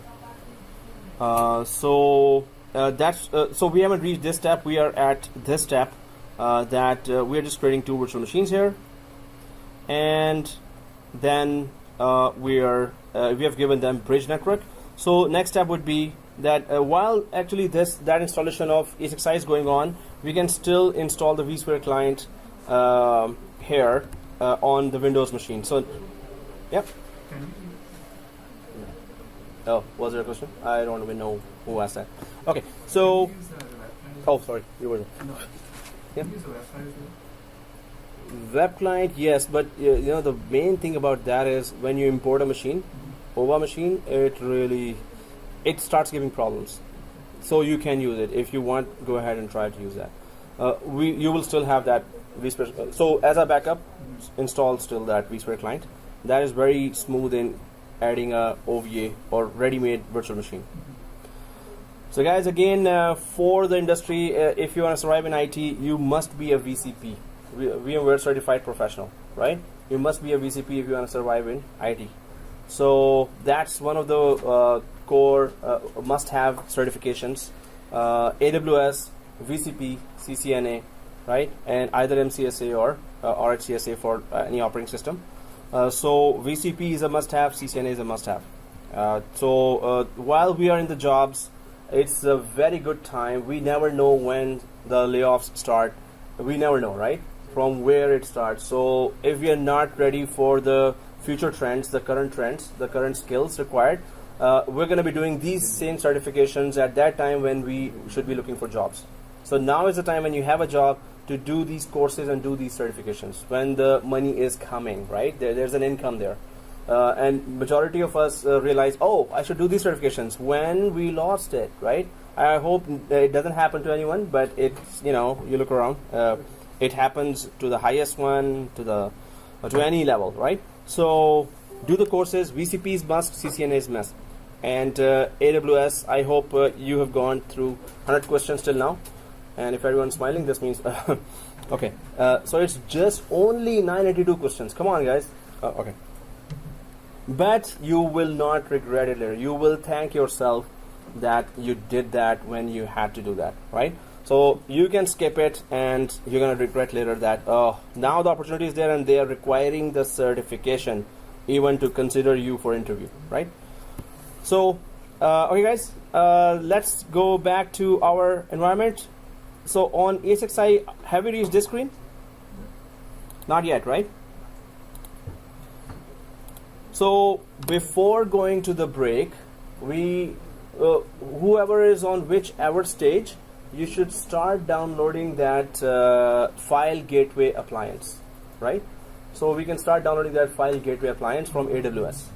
So before going to the break time is there. So while we have tried to set up both environments, the download time for that would be the main thing. So whichever stage you're at, just go to your browser and sign into the console. So whichever stage you're at, or if you're doing it at home, you don't have to download now, but it's in the video, and those who are doing it now, maybe it's better they download. If you're way behind, just sit back and try to understand the whole lab. So guys, if everyone's on this page, so downloading the storage file gateway, yeah. Yeah, turn off firewall both. Okay guys, here do we see this services here? So if you have logged in, go to the services here and then go for storage. Do we all see storage area? And do we see this? Okay, if you see this, go ahead and click, right? Storage gateway. So then you should be seeing this. Okay, so whichever stage, you can just start that. But if the on-premises is not done, of course, you won't be able to make use of it. So even if you don't download now, it's okay.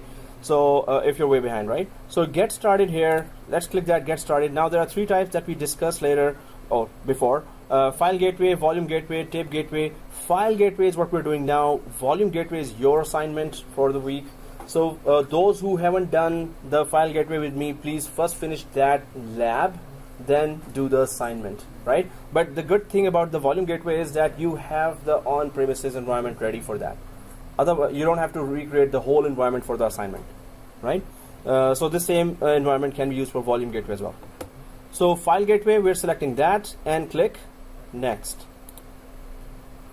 And now you can see that VMware offers the appliance. Appliance is a virtual machine, right? So VMware offers appliance for all types of environments, Hyper-V, VMware, and that's it. It's not all types, so Citrix is not there. So startup instructions for ESXi. So we have ESXi, everyone sees that. So if you go for setup instructions, it just says download, and so we're gonna follow that anyway, but expand those startup instructions and click the download image here for ESXi because that's what we just created. So click that, download image, and that's AWS storage gateway file, right? We see that. Now we're just going to copy it in wherever you want, right? In your desktops or laptops. So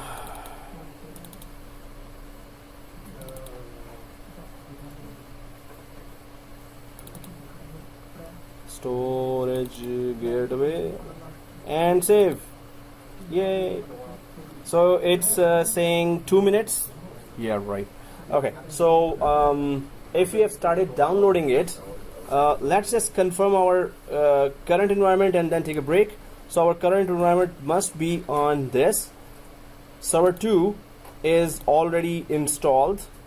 4 things were done there. There's static IP. No, actually public IP was received. Second thing, firewall off. Third thing, renaming. And fourth thing is that it has restarted from that. So it is on restart stage. It has been renamed. And on ESXi, you should be sitting on this screen, or you should be coming towards that screen, right? If you're on that, let's take a break now and come back a bit sooner than what we always do.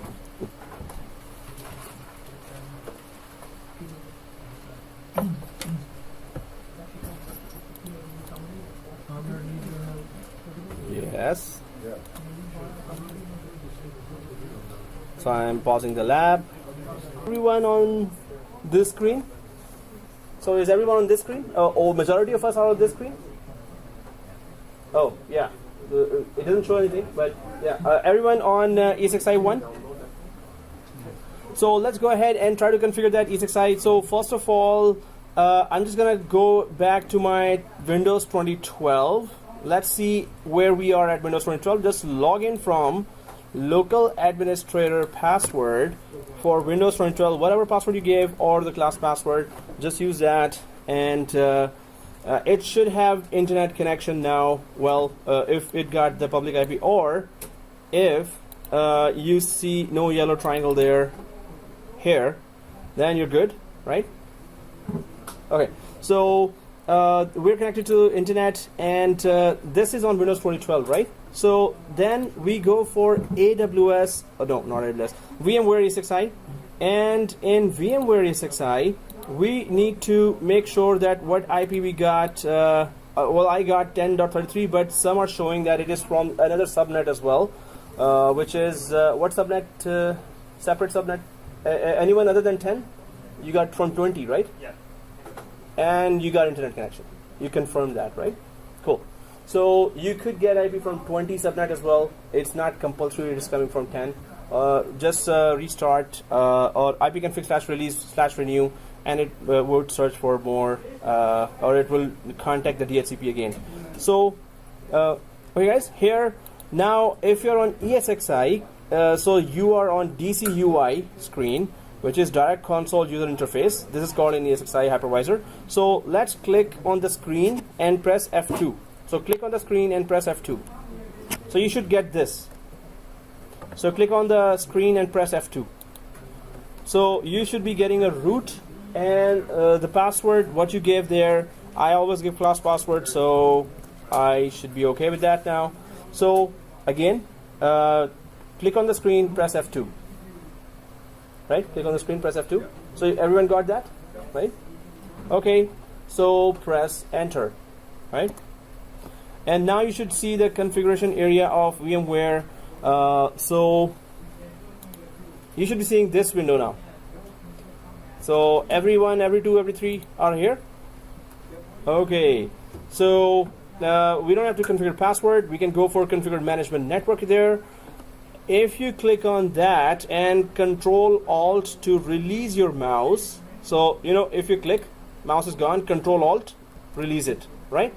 So release your mouse, and on the right side you can see I got 10.33, so you may get 20 dot something or 10 dot something. That is, so this means you are connected to the public network. So let's go and configure that here. So configure management network. If you're on top of that, this is the keyboard. On the keyboard, you have to manage that. So I'm on configure management network and press enter on this configure management network. Once you press enter, network adapters, there's only one network adapter there. We don't need more for now. VLAN, we're not setting it for now. IPv4 configuration, that's what we're concerned about. Actually, we're not. So if I release the mouse Control Alt and see on the right side, it's pretty much configured, perfect. So even if I go inside, so if you press enter on the IPv4 configuration here, just go ahead and press enter. So it is already on. Use dynamic IPv4, we need it on that for now, right? For our lab. In production environment, you would have given a static IP there, right? So I'm just, we don't have to change anything here. We don't have to give a static IP here. We'll leave it at dynamic because we need it to be connected to the physical network. So press escape here once only. Oh, click on the screen and then press escape. Okay, so, and then release the Control Alt, will release it, the mouse again. So then I'm just gonna click on the screen and go to DNS configuration. That's where we'll just give it a name just to identify it. So DNS configuration, if you're there, press enter. So in the DNS configuration, I'm just gonna release the mouse by Control Alt, go down here, take the screen down, and then I'm gonna click the mouse here up on the screen again. And now I just need to change the host name to ESXi01. So I'm just gonna go down here with the up arrow, down arrow key and press the space bar to select the second option. Press the space bar to select the second option. And simply with the keyboard key, just go down to localhost and type it ESXi01. You have to name it something, right? So in VMware class, normally we configure the whole environment first and then we go for all the labs there. Those are very long labs. But you get to know in depth ESXi and the vCenter especially. Anyway, so if you've put that ESXi01 here, I hope everyone has done that, right? Wow. You're there. You guys are there.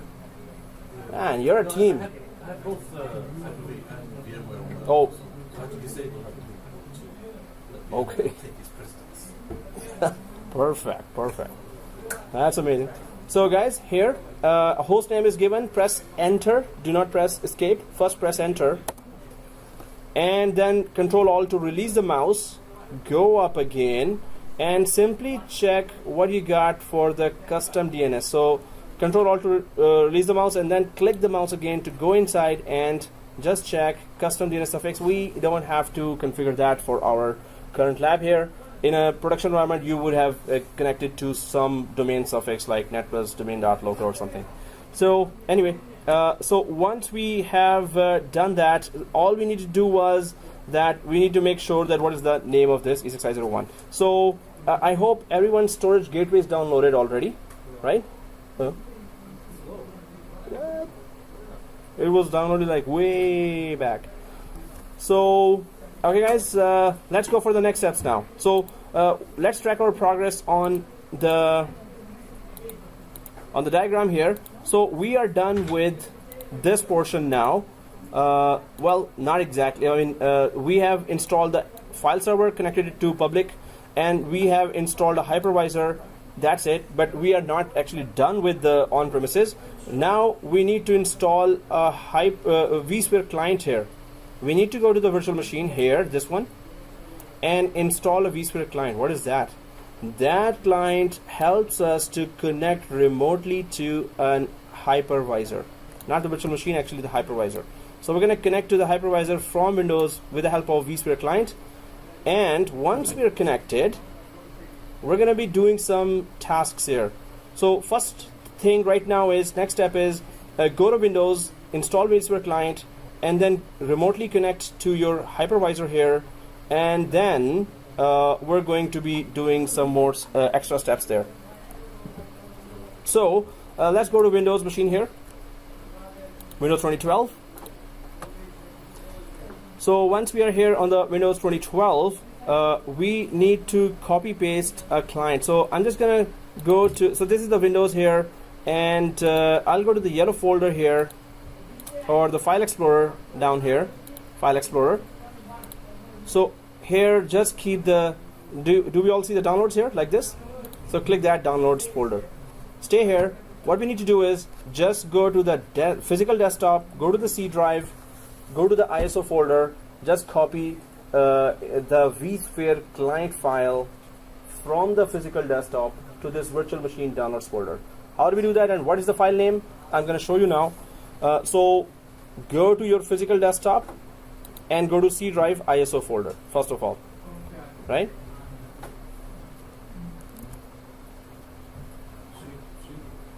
C drive ISO. No, in my case, it's my laptop folder structure. So your desktop folder structure, you have to go to C drive ISO and VMware folder. C drive ISO VMware folder. Go there for your physical desktop. And I'm just gonna show you which file are you supposed to see.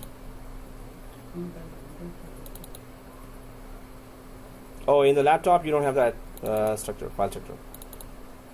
So here, what file are we seeing? This. So it's vSphere client, either this or this, it doesn't matter. So vSphere client, so VI client, this is a very small file. It's just 300 megabyte. It's not that small, but it's 300 megabytes. So again, USB sticks.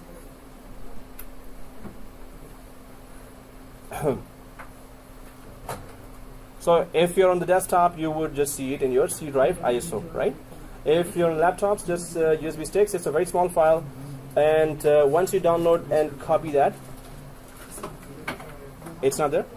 Oh, okay, USB. Anyone doesn't have it, you can just give me a USB. First of all, I'll format the whole thing. No, just kidding. Okay. Good.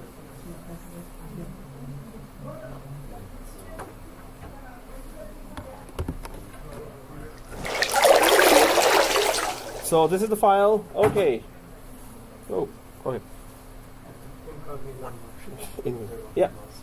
So that's a lot of USB sticks to sell on eBay. No. I just put it on the drive. It's so small that it didn't. Oh, it did show. Okay, it's not that small. Right.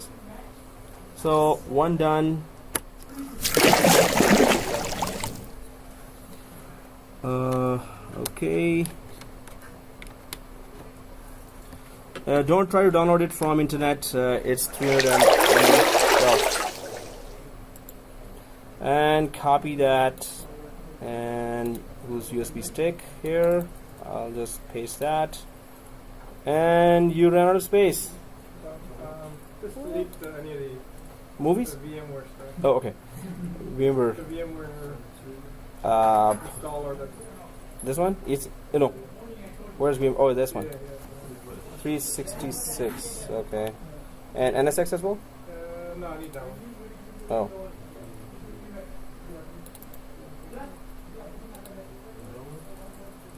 Okay. And okay. So guys, then okay, that's the second one.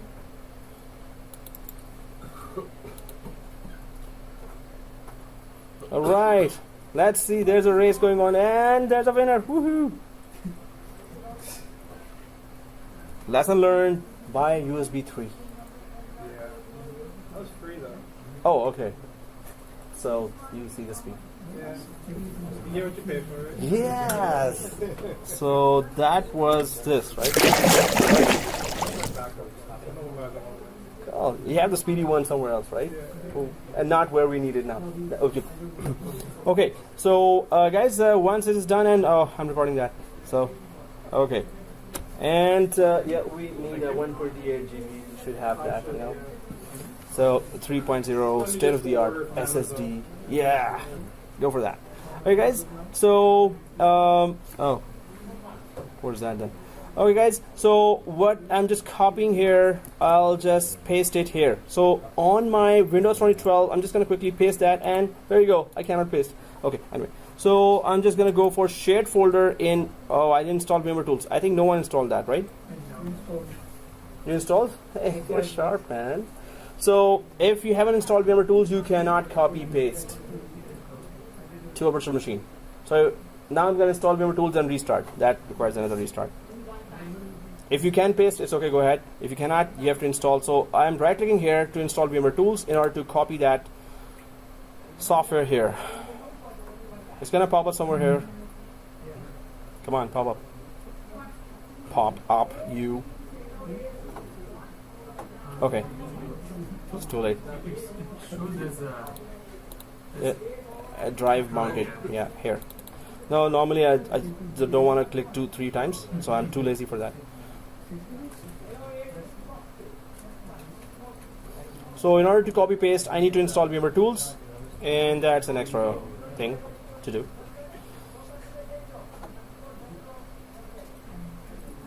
Come on, move it. Oh, it was there. Okay. So it's the VMware Tools, and next is finish. Yay. Yeah, that was just next finish. Oh, it's here. Right click, and this. Alright, so it will show up. You have to open the yellow folder there, the file explorer, and it will appear as this. So you have to double click that and next finish. So you have to go to the DVD-ROM and then check that. So if it is done, then it will not show up here. Otherwise, a VM icon will show up in the yellow folder when you go to this PC. So go to yellow folder and this PC.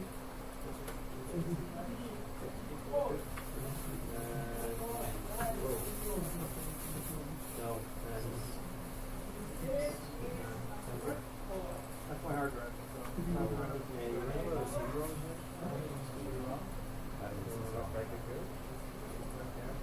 And you were installing that.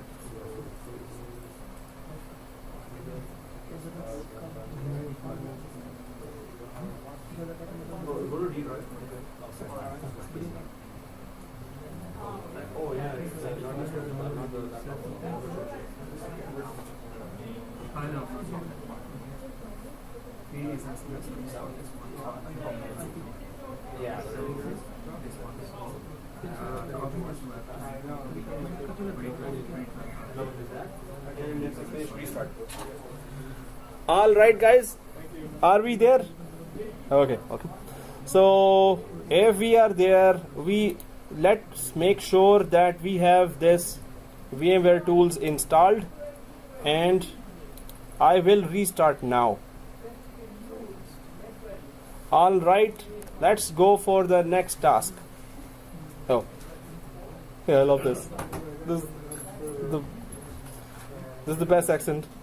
Okay, so so let's go for now. What are the steps here? Where we are now is we need to have this tool to connect remotely to our hypervisor to actually create those disks. So I'm just going to go there. So in production environment, you will have to follow exactly these steps to get that hypervisor up and running. Hypervisor will be there, the appliance up and running. So now I'm just going to copy that.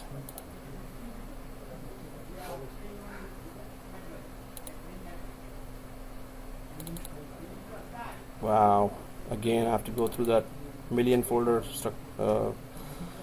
Okay, go. Seriously, takes too many folders. So VI client, this is what we wanted, and I'm just copying now that to our Windows 2012 downloads folder.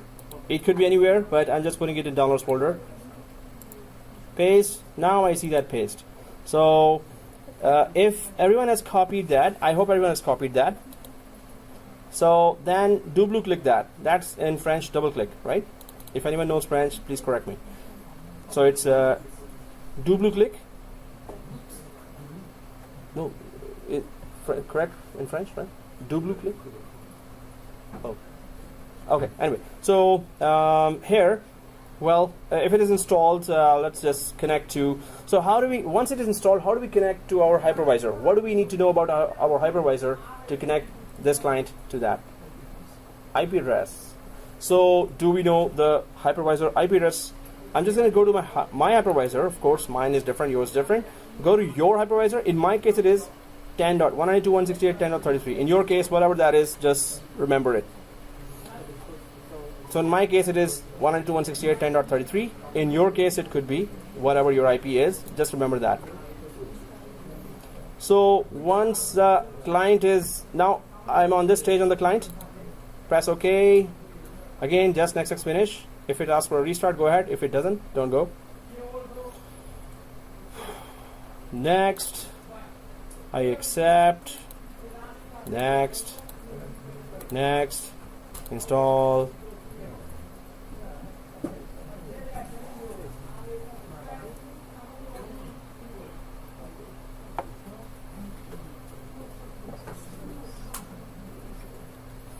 So, it's taking time.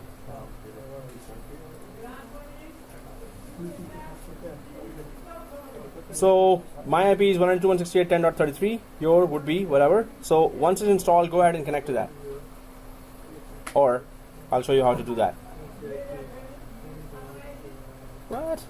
Guys, it is taking that much time? Oh. Yeah, because it's virtual. Oh yeah, 4 gigs and nested virtualization.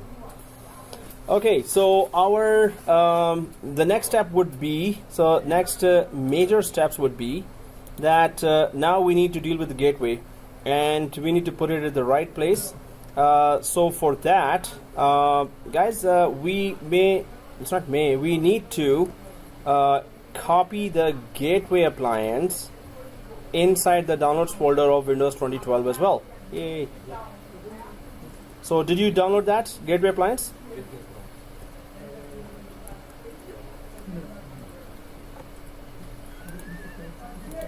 So gateway appliance. So we're just going to copy that. Do not do anything else. In fact, when you copy that, you don't have the WinZip there inside your appliance. So extract it here and copy the yellow folder. This is a gateway appliance, storage gateway that I downloaded. So let me just magnify that.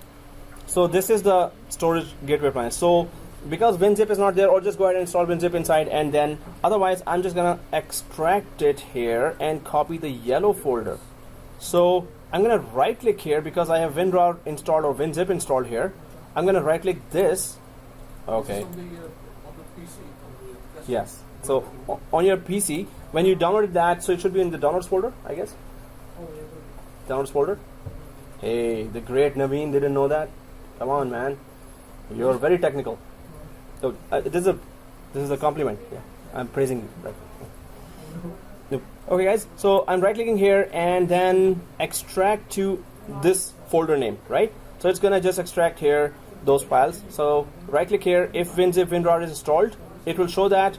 Or if in some cases it's not installed, it still shows that. If it doesn't show, go ahead and install WinZip or WinRAR there. Go to rar.org and just install that. So it's a very small software. So now you can see it is extracting the whole file, that OVA file. So anyone knows what does OVA do? .ova. So this folder has been extracted from the zip file here, right? So once this folder has been extracted in the zip file, I'll just double click inside just to check what's inside anyway. So double click there and you can see the OVA file. So OVA file is used in the virtual environment. Hence, I'm saying that if you want to survive in the IT field, you have to be VCP, VMware certified professional, right? VCP 6, 6.5 for the latest one. So 6.5 is the latest one. OVA file, you can have a ready-made virtual machine exported and imported from one virtual environment to another. Suppose you're in Toronto, Hyper-V or VMware environment, you can export that OVA file, a running virtual machine into an OVA file. Then you take it in a USB stick and then go to New York, and there you have VMware environment, and there you can import that running virtual machine. Once that file is imported, OVA file is imported, you can use that as a virtual machine. So if there's a virtual machine, you want to copy it and take it somewhere, export it as an OVA file, and then import it in another environment, and it will be running fine. So the purpose is portability. So we downloaded that. AWS created that storage gateway appliance for us, pre-configured, but still we have to customize it, right? So this OVA file, I will be copying the whole folder to the downloads folder here. Wow, that's a long path. Okay, storage gateway. So this yellow folder, I'm just going to copy the whole thing. Copy. I'll copy the whole extracted folder and paste it inside the downloads folder as well. So where's my downloads folder of Windows 2012? Oh, there's my vSphere client is also installed. So I'm just going to go to the downloads folder, and that's how it will look like now. One VMware VI client, which is already installed, and now I've added the OVA file, the gateway that the AWS gave us, right, for our VMware environment. We could have downloaded the Hyper-V based gateway as well, but we don't have the Hyper-V environment there. So that's for Microsoft, this is from VMware. So anyway, now your downloads folder should look like this. Anyway, here, do you see this done? Installation complete for vSphere client. The purpose of this was, we need to make a connection from the Windows environment to the hypervisor, right? So for that, we need this client. Because why do we need to make a connection from Windows to hypervisor? Anyone knows? What is the purpose? To get to the AWS file. But we are locally here. You just get to the This one. Why do we? folder. The shared folder. So that shared folder will be on the Windows. Yeah. Oh, okay. So the question. No, I thought you would raise the hand, so that's why I was. That was a stretch. Okay. Okay. Two. So guys, why do we need to connect from Windows to ESXi? Because we need to import that storage gateway appliance, which is sitting here right now in the downloads folder, Windows. We need to import it to our ESXi hypervisor. We need to set it up. This is the only way we can set it up. This is the way we can set it up. So we're on the Windows machine and we're going to import it to ESXi hypervisor. So that's why we put that gateway over here. So OVA will be imported in the ESXi. Then you will see it as a virtual machine running here. Right? Do we understand that? Any questions? Questions? Okay, so let's do that now. We will be first connecting to the hypervisor. Then we will be importing the storage gateway, which is living here right now. And we're going to import it here. So it will be a virtual machine inside the hypervisor. So, we get that, right? Yeah? So the AWS gateway should be sitting in the Windows 2012? So, AWS gateway will be when you functioning. download it. Yeah, when we download, it should be sitting inside the Windows downloads folder or anywhere inside Windows virtual machine. Yeah, that we just created. Okay. Right? It should be inside the virtual machine, So I downloaded it to my physical desktop or laptop. but I'm having trouble copying it over to Yep. the Oh, 2012. so But I was successful doing the previous file. oh, Previous okay. file. So you still want that? So where's that? Here. Yeah, copy. Right here.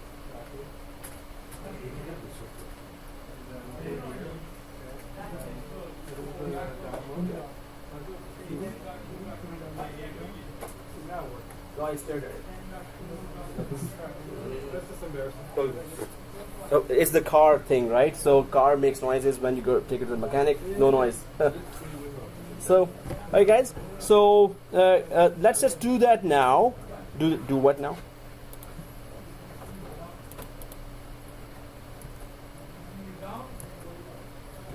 So I'm on my Windows environment and I'm clicking Finito here because that client is installed and that client will help me connect to my hypervisor, and then I will import this gateway to that hypervisor with the help of this client that I just installed. So minimize that, minimize everything. Do you see this green little guy here? Oh, run for your life. Okay, so anyway, so double click that. Okay, so double click that, VMware vSphere. That was just advertisement. And now back to our show. So VMware vSphere. Double click here. So if you double click that, this is living on your desktop. So minimize everything and you will reach here, right? So now this is my IP, and of course it's your ESXi IP that you're going to put there. 192.168.10.33 in my case. In your case, it is this. So what username password are we putting here? Oh, username is root, and the password is the class password, senor. Okay. So please make sure that you put this credentials. This is what we use to log into our hypervisor. So that's the same credentials we're going to use for connecting remotely to that. It's not on lockdown mode, so it's okay. So guys, if you have put in that, did you put in that root password there? No. Okay, so if you have put in this credentials, let's click login, and I hope it lets you log in. Okay, so there's a yep, and login and click ignore. If you see this, click ignore. Go ahead, ignore. Are you ignoring? Oh, okay, ignore.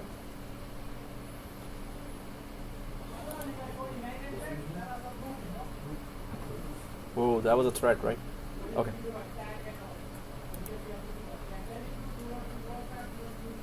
Okay. Yeah. So you should be seeing this screen. Everyone seeing this screen, right? Okay. So let's go ahead and simply import that. So first of all, we can just go to the inventory here on the left side. That's the ESXi hypervisor, and that's how it looks like. It used to look like. So this vSphere client is discontinued in the latest version of VMware 6.5. That's why we installed 6.0. And the other thing is the browser-based access to the client. It is not very good or in importing over. You will see a lot of errors, but you can still try that with your browser-based client as well. Right now, we're just using that old client. So let's import that storage gateway there. Yay! Okay, guys, one more thing here. So I'm just going to go for the major steps here again, and we have reached much further now. So open VMware workstation. Oh, okay. Let's go ahead. Bridged. It was bridged, and install Win01 vSphere client. That's what we just did, and connect to ESXi01. That's what we exactly did now. Note the ESXi IP widget grabbed from DSL, and then let's connect to ESXi. Yes, we did that. Create new data store 2 on second disk. What is this? What is data store? What is second disk? Okay, second disk is just second disk. So if we go to this diagram here, so we already have a hypervisor that has one default disk here, but we need a bigger space. So we're gonna add one more disk here, right? And then we're going to store our appliance that we are importing from Windows machine here to the second disk here, because that second disk we're gonna put it as 400 GB, and it's thin provisioned, which means that whatever you install, it's going to just take that much space, but it's going to go up to 400 GB, right? So it's not going to occupy again all of 400 there. So we're going to create a second disk here, and then for the hypervisor, then we're going to import this appliance to the second disk inside the hypervisor. So the appliance is again right now just being pasted here. It is just living in the Windows folder here, right? So from here, now we're about to import it to ESXi hypervisor on the second disk, but we don't have the second disk yet. Now we're going to create the second disk here, right? So if I go back to the steps here,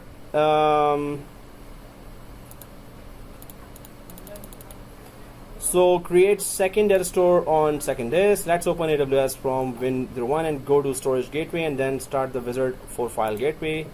Oh, that's download. Okay, yeah, that's still not second disk appliance. Yeah, done. So let's go for the rest of the steps. So the appliance username password for trial version is SG user, which is storage gateway user, and SG password, storage gateway password.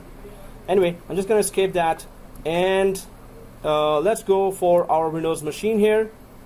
And so do we see the two virtual machines here right now? Yeah, thank you for the reply. And then we go for AWS here, right? So do you see this second ESXi here, right? So we already have one disk here. We just need to add a second disk. In a production environment, I would just go down to the data center and simply, shut it down and just put the second. No, we don't have to shut down for the disk, right? We just put that in this disk bay, and there you go, second disk. So here it's nested virtualization. So we have to right click here on ESXi 6 and go to settings. Are you in there? And let's add the second disk. So if you see this screen, there is already one disk with 100 GB here. So I'm just going to go down here, and it's add. So click that button. If you're on the desktop, it's going to ask for credentials. Just click no to the credentials. If you're on laptops, just go ahead and yes or no, doesn't matter. So in desktops, you have to click no. On laptops, it's better go for yes. So hard disk is already selected here. I hope everyone sees that. So if the hard disk is already selected, click next. SCSI is okay, doesn't matter. Next. Create new virtual disk, nothing to change here. Next. And 400. And do not click this option. Let's not touch anything. Right, so just touch 400. This option, if you click, it will make it thick provision, which means it's going to occupy the whole disk space 400 GB. But if you don't click it, it is thin provision. It's going to occupy only what you install. So this is good for space if you have less space. So keep it like that. So click next.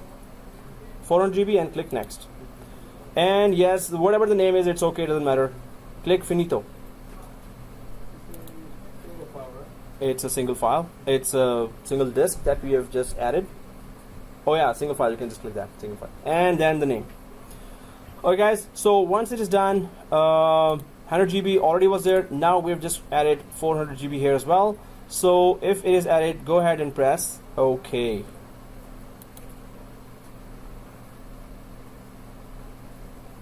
Now we have to go inside. We're already inside actually.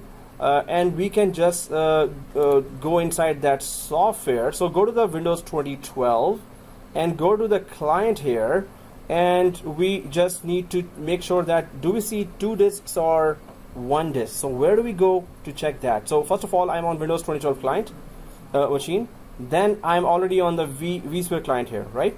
So there is that configuration tab, the 5th one here, this one. So if you click the configuration tag and then go to storage, so we can create a second data store here now. So before, so guys, do you see that? But why don't we go a little further down? Do you see this? Storage adapters. Do we see storage adapters, everyone? If you do, click that as well, right? And here VMHBA, we can just rescan all, refresh. So I went to storage adapters, I went to configuration, storage adapters. What we're doing here, we are trying to make sure that the second disk was detected. If it is not detected, we have to restart the hypervisor. We don't need to do that. We can just refresh from here, rescan all disks, and it should show. So storage adapters, VMHBA 1, and rescan all. So once you click rescan all, press OK. I don't want to restart that. I want the disk to be detected. Now, if you selected the rescan all, then go back to storage, right? Go away from storage adapters, go to storage now, and go to devices, this one. Do we see 2 disks? Or, well, one is D drive, which is supposed to be there. So do we see a total of 3? So the second disk I do see here. And if I scroll to the right side, is it 400? Oh, okay, that's the top one. If you see a 400 GB, that's the second disk. It is detected successfully. We're good, right? So if we're good with this, let's go ahead and import that gateway and get that lab done. Well, still. So guys, if you're here now in a production environment, you would have this kind of hypervisor or Hyper-V. So you have to figure out how to go for Hyper-V there. It's not that difficult there as well. So now, how do we import the storage gateway appliance, which is just a virtual machine, right? In OVA format, or it is portable now. So let's go for new virtual machine here by right clicking on the IP and new virtual machine. Once you click that new virtual machine here, typical, and then click next. And that is storage gateway. I think I should have asked you to, hey, wait, let me go first. Storage gateway, storage dash gateway, storage dash gateway. Although we could have imported it another way as well. Oh, guys, that's still a virtual machine wizard. Because so stay here, right? I'm just gonna close that. Stay here, and if you click here, oops. Okay. Do anyone see this? Deploy OVF template. Okay. So where you are, do you see a cancel button there? Yeah. Cancel that. The wizard we started. Cancel that. Yeah. So do we see this? Deploy OVF template. Okay, let's go here. Okay, so yeah, file and go for deploy OVF template. If everyone's there, click that, and now you just need to give the path for that OVA. And in my case, it is in downloads folder of Windows 2012. So I'm just gonna click browse here, downloads, and there it is. AWS storage gateway file, double click that, and double click again. Now this is the file you should be seeing now. So now we're importing that storage gateway that we downloaded from AWS.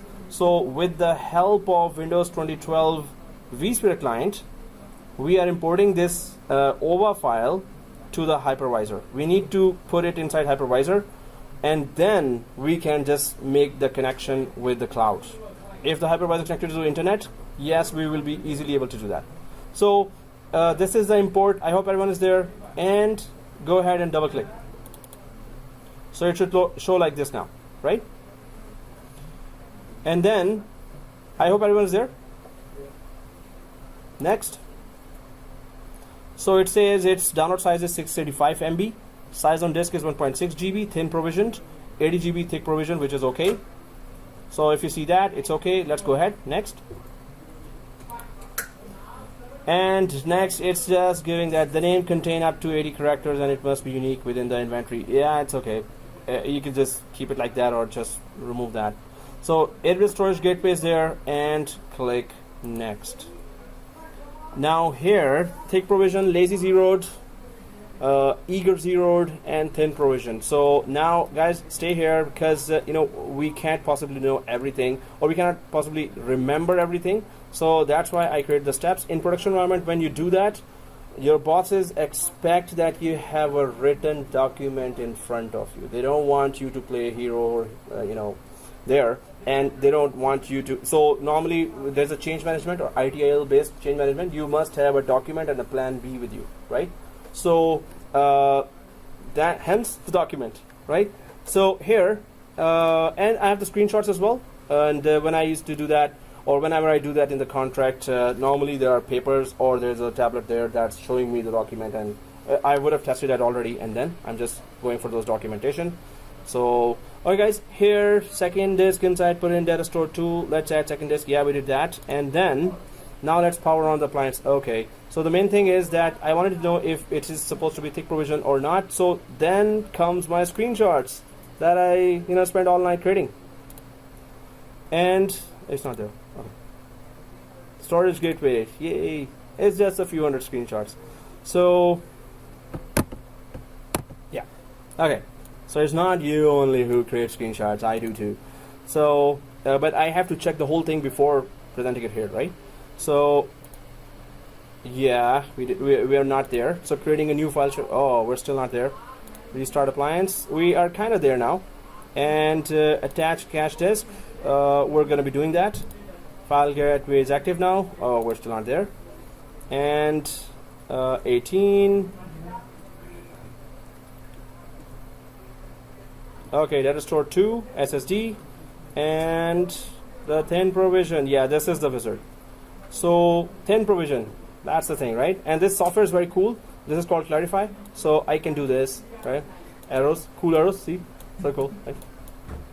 I love doing that. Oh, okay. Anyway. So thin provision. Let's go ahead. It's called Clarify. It was so good that I had to pay that guy. I didn't go for that free version. I really wanted to pay that guy because it's so fast. You can create labs and screenshots. Okay, so thin provision here, and well, it is selecting data store 1, right? Did we had a choice to select data store 2? Did we even create data store 2? That's why we didn't have a choice to create. We didn't create a data store 2, right? Guys, again, I was missing that coffee, the fresh one. So we have to create the data store first. Although we can put it in the data store 1, but it's okay. It's better. It's to put it on a second disk so we could have more space there. The first hard disk is 100 GB. Second hard disk is 400 GB. You will see that it's more than 100 GB you need there. So again, cancel from there. Okay. So here we don't have a data store here, right? How do we create a data store? See this?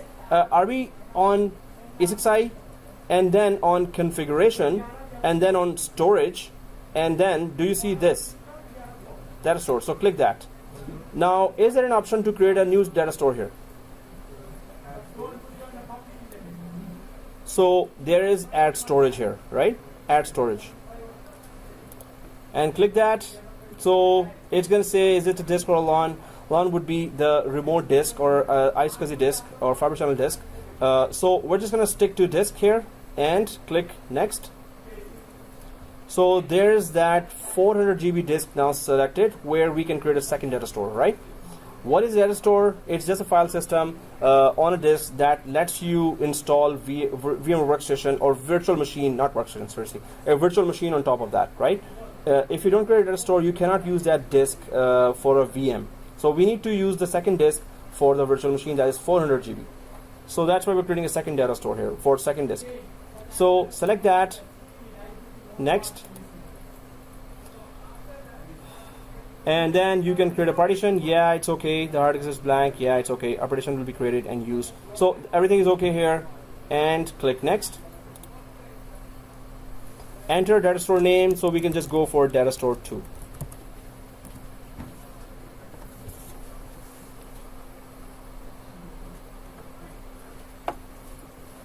All right, data store 2. Next. Maximum available space. Yeah, we're going to use the whole thing. Whole 400 GB disk. Next. And finito. So we have created a second data store on the second disk. So we can use the second disk to create virtual machines on top of it. You have to create a data store to use the disk. Finish. And in progress and completed. I hope everyone sees this green one. Okay, now we can go for that import because now we see this data store 2, right? So let's go for that and not this file and deploy OVF template. So now we can go straight to the data store 2 and simply add it there and it will be added, right? So OVF template, well, I think you already see this now, right? Because we already added the OVA, right? So if you already see that, next. Go for next. Nothing here. Next. And nothing here. Next. And now we see this. So before we were just seeing data store 1. Now we see data store 2 as well. So select that, data store 2. And that's it. Go ahead and next. Data store 2. Next. Thin provision. Thin provision. Next. And well, it's good to power on after deployment. It's okay. Well, did anyone click finish? All right, uncheck that. Why? Because we need to add within that OVA 2 disks as well. But if you already click the power on and then click finish, if you have already done that, then you can just right click and shut down. Right? So it doesn't matter. So right now, why are we not starting it? We will be starting it, of course, but we need to create that disk. We may need to. So just uncheck that and make sure that your OVA was successfully imported, right? So click finish here. Deploying disk 101, 1 minute 5 seconds, remaining 12%.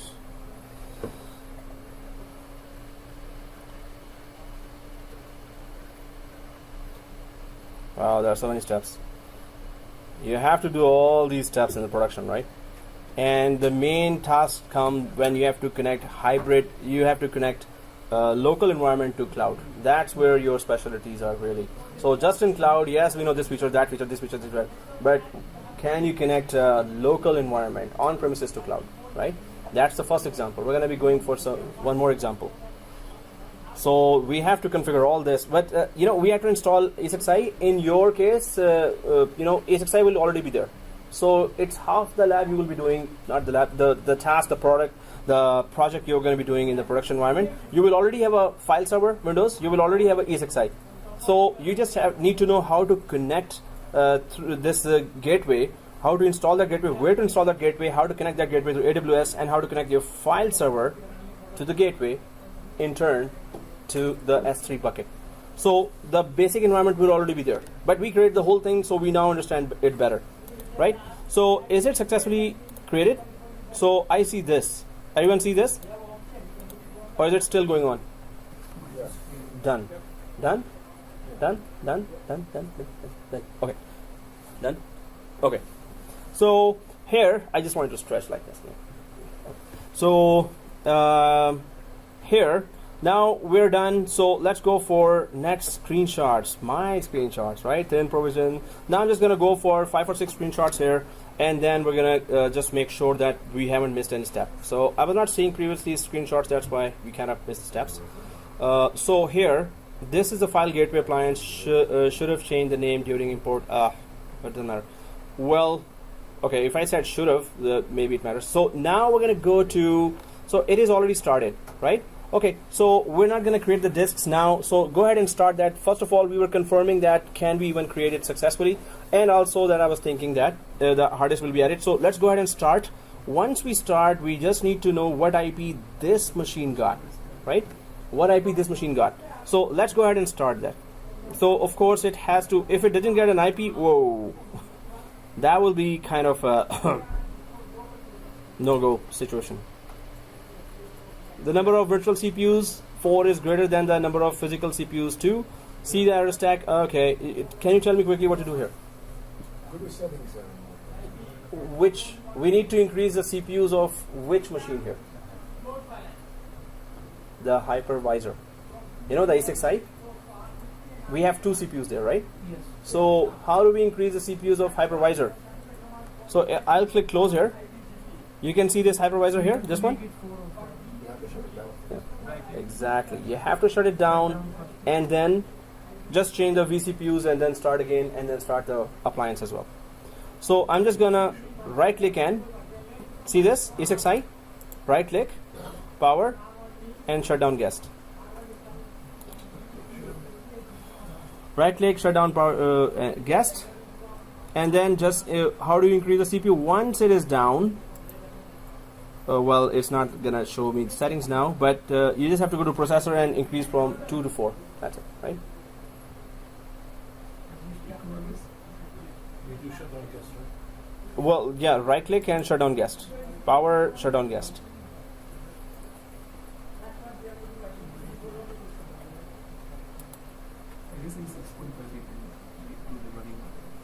Yes, we can. So mine is shut down, looks like this. And yes, we have 2 processors here, right? So edit virtual machine settings. Let's click that, right?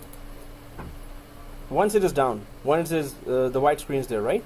So 2 processors there, and I'll just put it to 4. That's it. If you've done that, press OK, start the machine, start the appliance. So everyone sees that, right? 2 to 4, just 4. And press OK. And power on.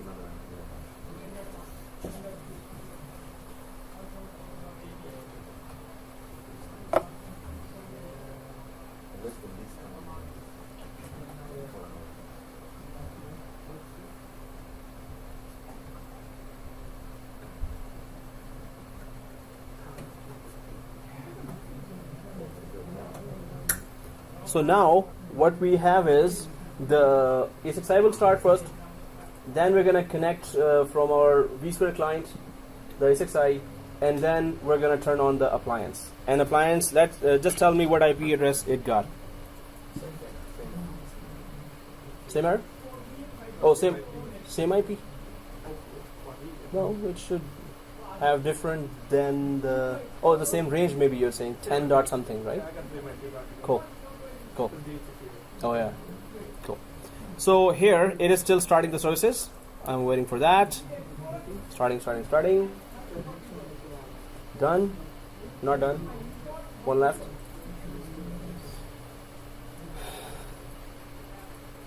What?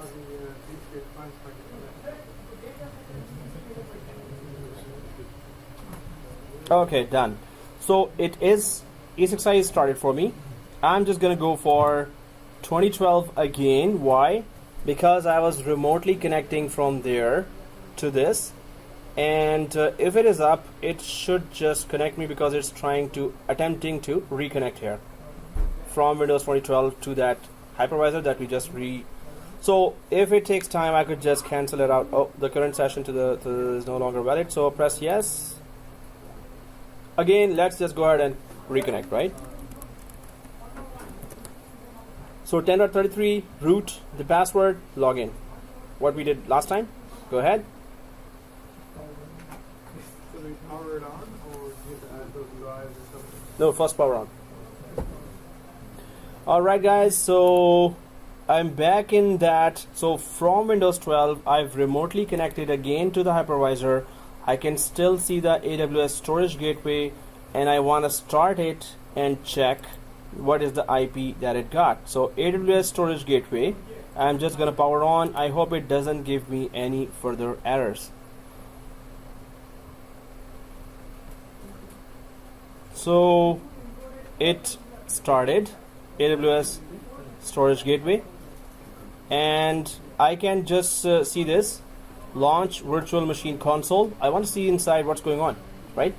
AWS storage gateway, I want to see inside. So there's this launch virtual machine console. Let's click this button, this one, and once we click that, so it looks like this. AWS storage gateway here starting, and there you go. So do we know the username password?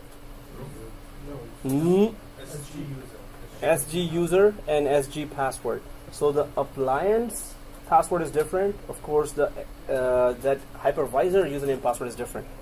So, oh yeah, and that too. Yeah. So localhost login is SG user. SG user, storage gateway user. Press enter. SG user, and SG password, all small case. SGPASSWORD. And of course, I'm not going to show you, so trust your fingers, right? So enter, and it should be inside.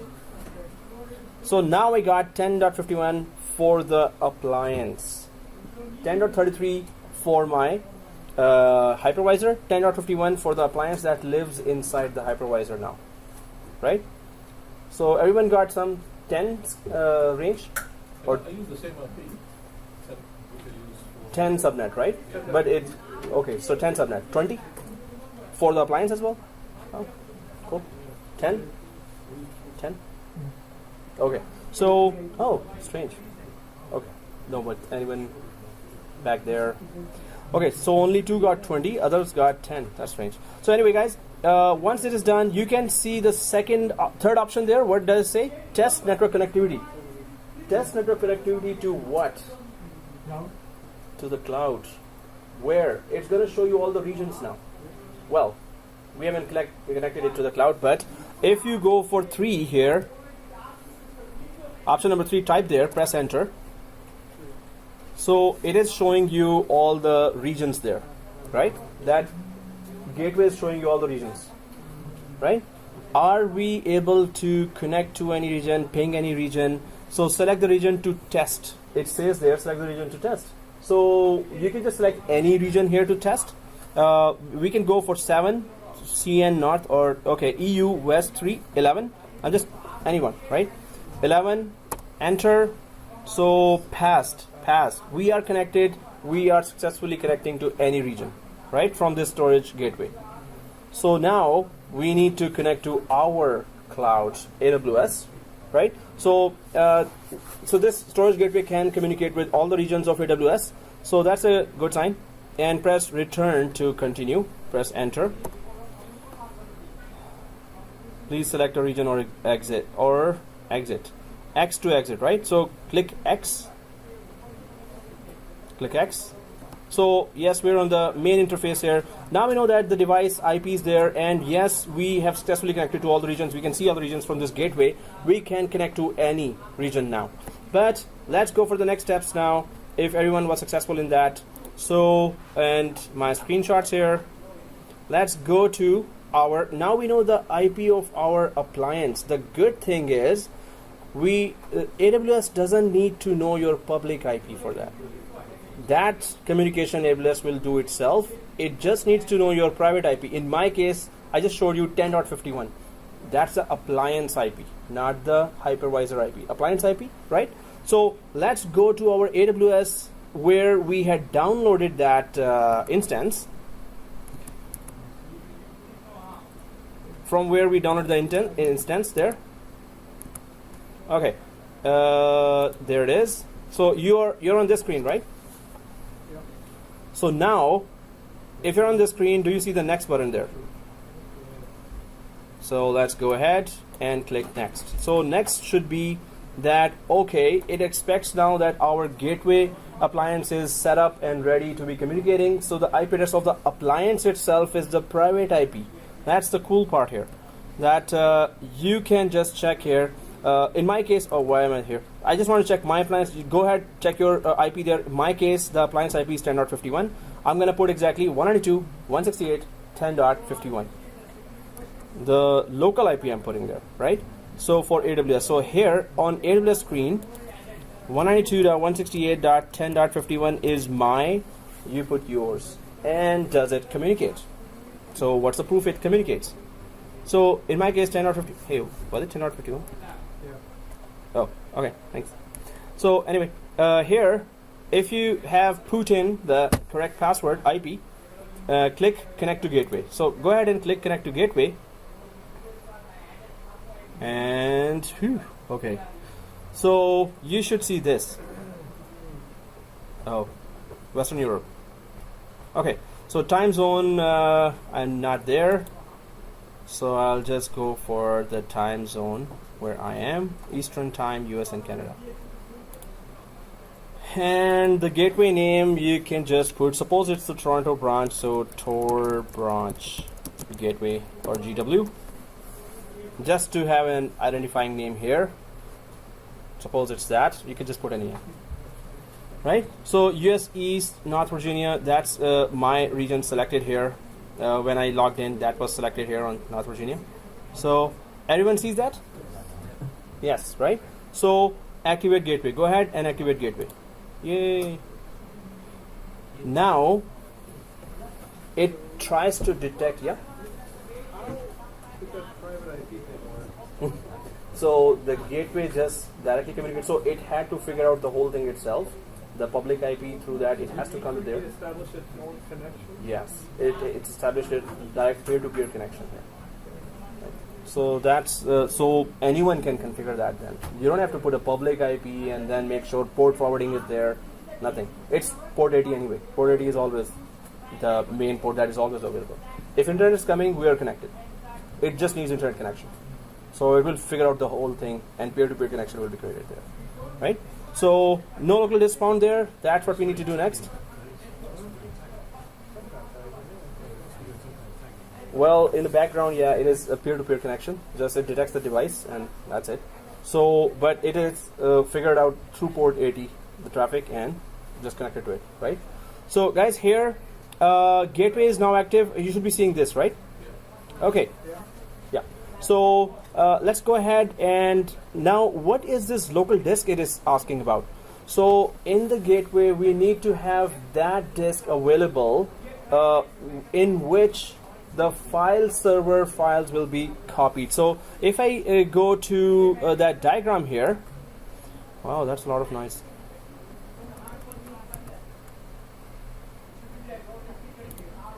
What's that option in headsets? Noise noise cancelling, right? So okay, how can I cancel my boss's noise, right? So he's my boss. Today he's about to send me a check. Oh, did I say that? Okay, so so today it's okay. Just Keep it coming. So anyway, here, and it is recorded. Seriously. So I'll just 239. I need to delete something. Okay. So okay, here we do not have any space here. So this is a storage gateway now that is connected to AWS now and is within this environment as well. So what we need to do is, hey, who wanted this table here? Oh, this thing. Okay, so here we need to create a folder here which we haven't created yet, right? But first thing, it should have some disk space here. So any file here can be synchronized here and uploaded to cloud, right? So it's saying I don't find any local disk here in this area. So where is the local disk? Any folder, any file created by the end user here should get copied here and uploaded to the gateway. So uploaded to the AWS, right? So it says that let's go ahead and create those disks, right? So when you do it 2 or 3 times, you will be very, very okay with that. So please do it again and again because this will come your way. Everything is cloud, but it's all hybrid. So you have to make sure that you're very clear with the on-premises to hybrid communications, right? We're going to do that same thing with VPC as well. We're going to connect from here and we're going to go for those machines. So what we need to do now is that we follow the screenshots. Oh, at that time my gateway was this. That's from my home, so that's why the IP was different. Here it's different, right? So we did all these steps, went there, did this, and here we are now, right? So you have to create your own screenshots, guys. No local disk found, that's where we are actually. So now what we're going to do, we're going to go back to the environment here and adding a cache disk and restarting appliance. So it could be detected on AWS File Gateway. Whatever disk we create here inside the appliance will be detected up there in the cloud now because it is in direct communication with the gateway now, right? So how do we do that? We're going to go right click the appliance here. I'm just going to run some screenshots here, then I'm going to do the whole thing, right? So we're going to right click the appliance, then we're going to go to settings, and then we're going to go and add the disk. We're going to click the add button. Hey, I didn't do that. Okay, add button, and then we're going to select the disk, this one, right? This one, right? And then we're going to click next here, and then thin provision. Actually, they said it should be thick provision, but I selected here thin provision, data store 2, 20 GB, which is enough for us at least. So what we are doing, so I'm going to do that now, but I'm just going through so 20 GB, which is default. Thin provision, we're going to make sure. Specify data store or data store cluster. So we're going to just keep it like that. Actually, I selected data store 2 here. So we're going to be selecting here by browsing and clicking data store 2. And that's it. So one disk will be added here like this. So we're going to reach this screen now, right? Till this screen we're going to reach. So now I'm going to do that. So let's go to our environment here. Hey, don't you know I have a class today? Oh, I'm talking about my cell phone. So, yeah.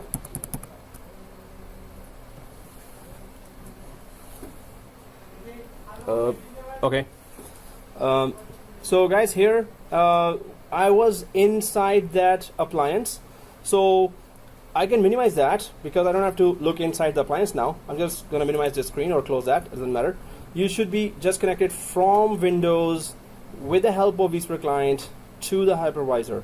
So hence we are seeing that appliance. So right click here on the appliance because we're going to give it another disk. And then we're going for edit settings, this one. I hope everyone's understanding and kind of following. So edit settings and then click add here, right? Add, and now we're selecting hard disk, this one. And pretty simple, click next. Create a new virtual disk, yes. Next. And it's 8 GB, let's make it 20 GB. And it is thick provision, let's make it thin. In production environment, I would keep it thick because thick provision always gives better performance than thin provision, right? Unless you are running out of space there, but you shouldn't be. It's a company, and if It should be a bigger project that whatever you paste in your, whatever end users are pasting in the shared folder will be cached here. So it must have some good space and good speed there as well, right? So in production environment, I would not go for thin provision, I would go for thick provision, right? And here it should be maybe terabyte here, not 20 GB. So specify a data store or data store cluster. So we don't have a cluster of data stores, so we're just going to click this and browse. Do we see the second data store here? Yay! We see the second data store. Press OK. So thin provision 20 GB, data store 2. If yep, hard disk. Yeah. You there? Yeah, cool. So here thin provision, specify data store, and next. If that screen is done, click next. SCSI is okay. Don't go for independent. So nothing to change here on this screen. Next, and that's it. Finito, right? Now we have a second disk here, and according to the screenshots, we need to reach on this screen. We did. Now, if we follow that, so this is done, and okay, let's go ahead and press OK here if it is done. And if we go back to our AWS, now if we refresh there, so first of all, the gateway is created there, right? And the disk that we've created, on the basis of that, we can create a file share on top of that disk that we just created here now, right? So we need to check. So here in the storage gateway, we have added a disk, right? Now it should be detected there up in the cloud. It should be detected there because it's gateway. Gateway is AWS's, so it has continuous communication there, right? So let's confirm by save and continue with the gateway there that everything is okay. So I'm just going to go to the AWS now. Well, first of all, I'm just going to press OK here. This one. If it is done, press OK. That's it, right? It says here completed. It should be green here. Once it is green, and then we can go to AWS. So I'm just going to go to AWS here. And where it was saying this, no local disk found, so I'm just going to click save and continue. So of course our gateway is created, it shows it is running, right? So if we click that gateway here, so it says you need to allocate local storage. First thing is this, and second thing is maybe everyone's seeing this message here, a new software update is available beginning blah blah blah blah blah. Okay, there's a new software update here. So anyway, so we have this, you need to allocate local storage. Everyone sees this? Yes. So if you click the edit local local disks here, what do you see there? This one. So you have to select this and then go for, you need to allocate local storage. Yeah. Did you create? Save and continue on the AWS. Did you do that? Yeah. And then you should be on this page. It should be like this. If you click save and continue, so is it like this? It should lead you to this page. Yeah. Okay, and then click this. Details. Yeah, so click this and it should be in the details. So go ahead. Done? Yeah. Okay, cool. So we see this edit local disk here, right? So if we click that edit local disk, what does it show? No local disk found, Yeah. right? So refresh, and there you go.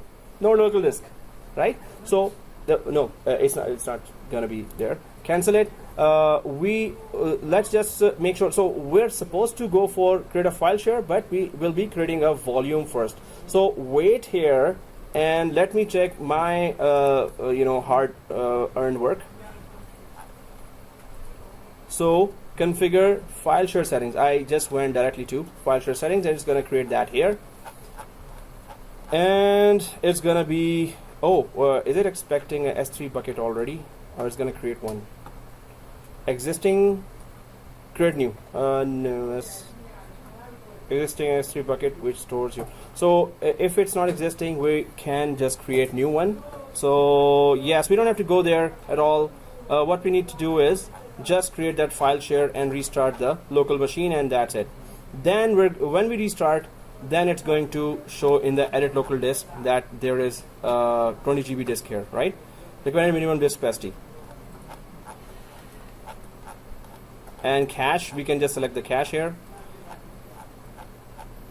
Oh, okay, got it. So guys, here, thank God I have these few hundred screenshots.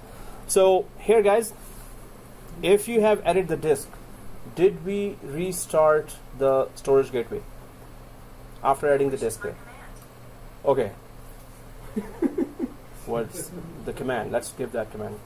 So Siri, just 20 coffees. So anyway guys, let's go back here. First of all, let's go back here. I'm waiting for everyone. Everyone there? So what happened was that edit local disk was empty. Why? We added the disk and that disk should have shown there, but it was empty because we did not restart the storage gateway, right? So you restarted? You're like 20 years out of me. So anyway guys, right click here, power. Do you see this? How to restart? Restart guest, this one, right? So go ahead, restart guest, and then go up there and check. So restart guest now. After creating a disk, just go ahead and restart, right? So we had one disk already, we created a second one. Second one we created there, yeah. So we're expecting to see the second one being detected, but not Yeah. the first one? First one not, because the gateway appliance is using the second one first. First thing. Second thing is that the hypervisor is installed on the first one. That cannot be detected by that. Right, so it's more like Yeah, if the storage gateway is there, it's going to detect that through that. And you know that second disk. Okay, where did we create that second disk, guys? Anyone? So did we create that second disk in the hypervisor, or did we create that second disk just now in the storage gateway? Just now, where we create that second disk. So okay, so hypervisor is this, right? Oh, sorry. Storage gateway is this. In the appliance, we created the disk in the appliance. That's why I detected it. Oh, okay. It's connected to the appliance. It's looking inside the appliance. Hey, where's that other disk? Because you're installed on the first disk, so I need another disk to, you know, put some data there. So guys, is it restarted? So the second disk was added to the appliance, and AWS has full inside view of the whole appliance. AWS can see inside the whole appliance. It's in full communication with the appliance. So as soon as we restarted, it should detect that disk now, right? So, oh, okay, that was cap. There was a question, cap question. Oh. Okay, guys. So here, now if we go back, I restarted the storage and click edit local disk. Now it shows here. But do you see this? First of all, do you see this cache?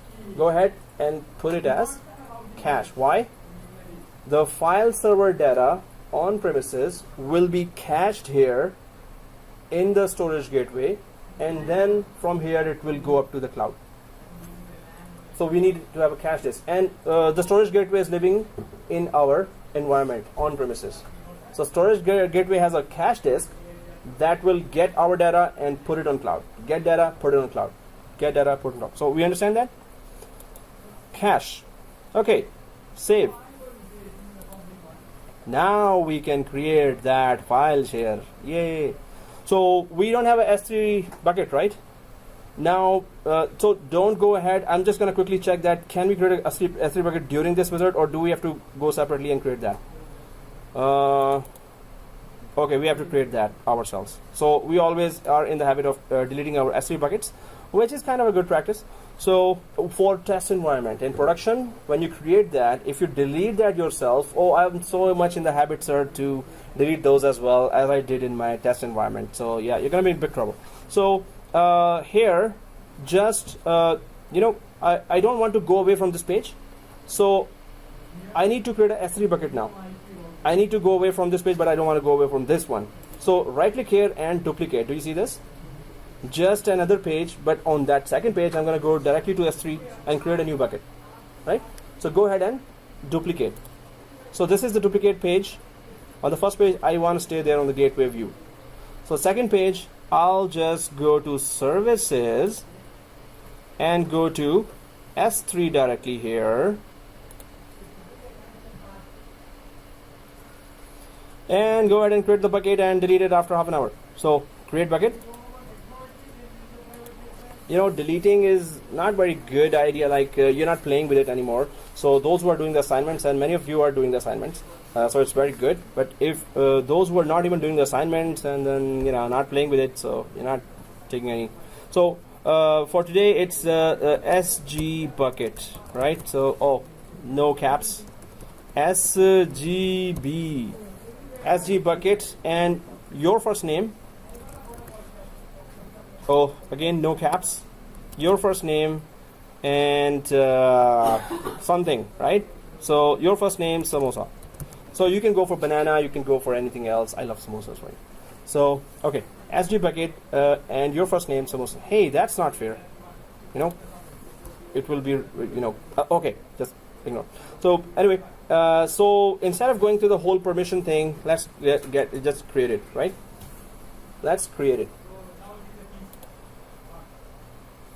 Okay, there you go. So there's an existing bucket now, and if it is created, let's go back to that page and simply start the file share wizard. We are telling AWS whatever is coming from your on-premises file server, cache it on the storage gateway, and then upload it to this S3 bucket that we are telling you now to connect to, right? We get all the dots are connecting now, right? Kinda, right? So redo the whole lab and try to connect your on-premises to cloud. Practice that. We're going to practice that with our VPC as well.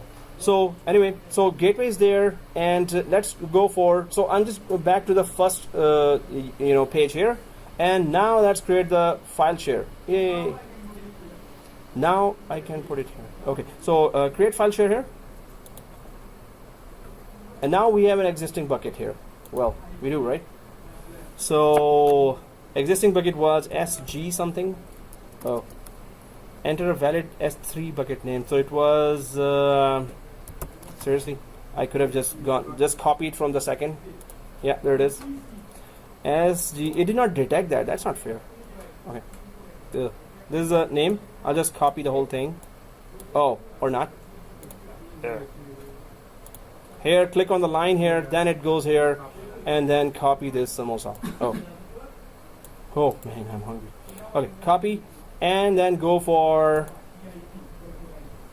this and paste it here. So now we have the bucket, S3 bucket that we created here. S3 standard is okay. Otherwise, you can go for cheaper storage here, infrequent access, and the rest is just whatever the file formats you want for metadata. Access to your S3 bucket, create a new IAM role. So it's going to create a role according to what we need here in this scenario. So other than putting the name there, you don't have to do anything else. Let's go ahead and click next. So that's it. And the S3 bucket, the file share will accept connections from any NFS client now. Yay. So if we go down here, so allowed clients, everyone is allowed for now, but we could have just given that permission by going to a specific IP there. In production environment, I would do that, but here I just want to check that. So if you've gone through Linux permission, so this is, what permission is this? 0777 and 0666. Is it read and write or just read? 7 is all read and write. 7 is all read and write, the highest permission, right? So here, user group and ID, yeah, that's okay. So create file share. Let's go ahead and do that. So there's a file share created here as well in the file share area. You can see here gateway was created, then file share is created. Now it has taken us to under the storage gateway, the second section there. But the assignment is for the volumes, right? That's what you're going to do. So if you've created that in your laptop, you already have the basic hybrid environment there. So all you need to do is YouTube, Google, and create that volumes and upload it there on the S3 bucket. So, but figure it out, try to search it, give it your best shot. It will really help you a lot in troubleshooting and understanding the whole environment, how to connect, and what are the troubleshootings for hybrid environment. So let's, if you've created the file share, the final thing, the thing finale is, so I'll just follow my screenshots here, create file share, yes we did that, blah blah blah blah blah. Okay, so there's a test bucket here. And done. Go. Move it. And so supported NFS clients for file gateway, supported file system operations for file gateway. So this is some information. Amazon Linux, Mac, RHEL, 7, Ubuntu, Windows 10 Enterprise, Windows 7. You can have file shares from all those as well. And Windows 2012, 2016, it supports all those communications. So the file, yes, we did that as well. And now let's go down to successfully create file share this. And this is all the information for the file share. If you click the file share, you will get all the information here. That how can you access that and what is that storage gateway IAM role. So, but we're just gonna go down to, guys, this. When you click the file share, now it's going to tell you how to mount that file share. Oops. On Windows environment. So all you need to do is run this command with the correct IP, and then it will mount that S3 bucket. This file share actually, that is living inside the S3 bucket. It will mount this file share which is living on cloud directly to your Windows environment. Mount is map or permanently put that share there, right? So now that file share living on AWS through the storage gateway will be communicating with a Windows environment. Inside the Windows, you will have a file share that is actually a direct link to a S3 bucket. You put there something, it syncs right away there, right? So that file share is living inside S3.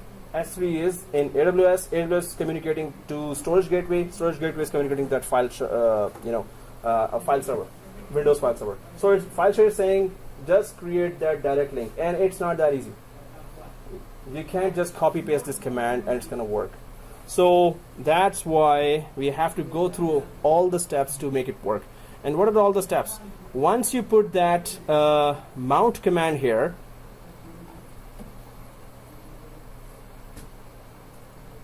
in Windows, so it says there is no mount command in Windows. So if we go to the Windows machine and open the command prompt with admin and type mount, you won't find a mount command there, right? You have to add that feature which supports the mount command. So if I go to the Windows here, let's go to the Windows now, open the command prompt with admin privileges. That's the final step. And mount command will not work until we add client for NFS in our Windows machine. This feature has to be added in order for the mount command to work on a Windows server or Windows 7 or Windows 10, right? So then your Windows server will be in direct connection with your S3 bucket. So what I'm going to do is that we're going to go to features and then add client for NFS. Is that in the features? So let's add that first, right? Or there's that client for NFS showing there in the features on Windows 2012. See this? So we're going to do that. Then we're going to come back to put that mount command. And done. So let's do that step and install client for NFS, which is just a feature. And make sure it is running. Yeah. So no, I didn't do anything. I'm just going through the screenshots here. So okay. So now, yes. So that's the actual mount command. So guys,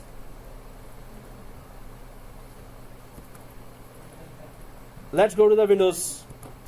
So everyone on the Windows, let me know. Yes. Okay, there's a yes. There is no here, so I am assuming you're on Windows now, right? So let's on the Windows machine, go to Server Manager and Dashboard and go to Add Roles and Features, right? I think half of us are done with that. When you were seeing the screenshots, you did that. So Add Roles and Features, next. Role based or feature based, next. Win01, next. Roles, nothing here, it's a feature, not a role. So next. And where is it? This is the one. Client for NFS. Everyone got it? Okay, client for NFS. And then okay, no. Click restart if it wants to restart it, otherwise it won't. It's gonna decide itself. So click that button. Do not restart yourself, just click that button, right? If it needs, it would restart, otherwise it won't. So click install. Simple. So down to the step finale. How do we put that mount command? What do we put in that mount command? Is that mount command even available? So once you install this feature, do you still have the CMD open with administrator privileges?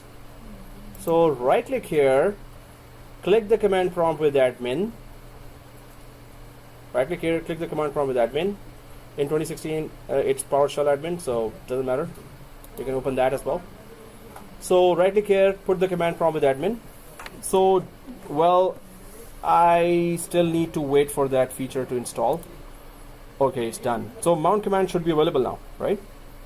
So I'm just going to click close because it is installed. Is that available? Mount? Yes, it is available. So otherwise it won't recognize that, right? So the step finale. Step finale is mount minus O no lock space the IP of the that storage gateway. So IP of the storage gateway /net plus arm0. No, I'm going to be explaining that. I'm just yeah. Well, yeah. I'm just explaining that right now. Oh, okay. But this is not the actual one. Oh, okay. I'm going to be writing that. So, but I will expand that now. But this is not the one we're typing, right? Oh, okay. So mount minus O, no lock, and this IP is what IP? Storage gateway IP. So and then /net plus arm01 q colon. So what is net plus arm01 actually? So it should be our username or the bucket. I think it's the bucket. Well, or you can just check the bucket name. I'm just gonna check my bucket name and it's gonna just make sure. So just wait a little. Choose the bucket name. There are just a few hundred steps, so that's why we really rely on that. It is a local server. Oh, it's the bucket. On Microsoft Windows, so net plus arm01. Did I create a bucket with that? So if it is the bucket, it could be the local server name, but I think it's the bucket name. See, net plus 01 armor. So this is the bucket I created. So in our case, do we remember all this? So first of all, let me define that again. What is what? So then you will know what is that in your environment, right? So again, this one, now I'm just gonna see this. Mount, space, minus O, space, no lock, space, the IP of your storage gateway, /, the bucket name, and the drive letter is Q. Now your bucket name that you created, I think SG something. Yeah. So that bucket name and the storage gateway IP. Do we understand all that? So now my storage gateway IP there and my bucket name here. Your storage gateway IP would be different than mine. Appliance IP. So what was appliance IP? Let me show you. Where is the appliance IP? In the console. Do we see that? Exactly, on the console. So if I go there, I am remotely connected to this appliance.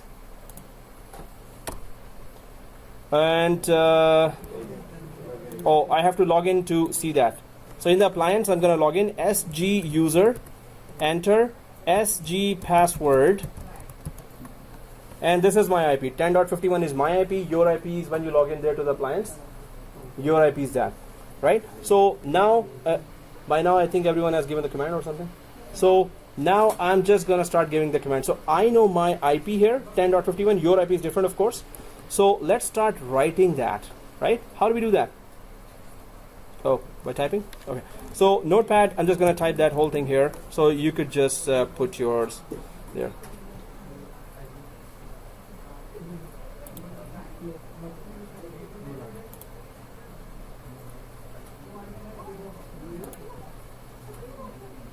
So file share, when I click there is the commands, and I'm just going to copy this from my file share, copy, but you can just follow this.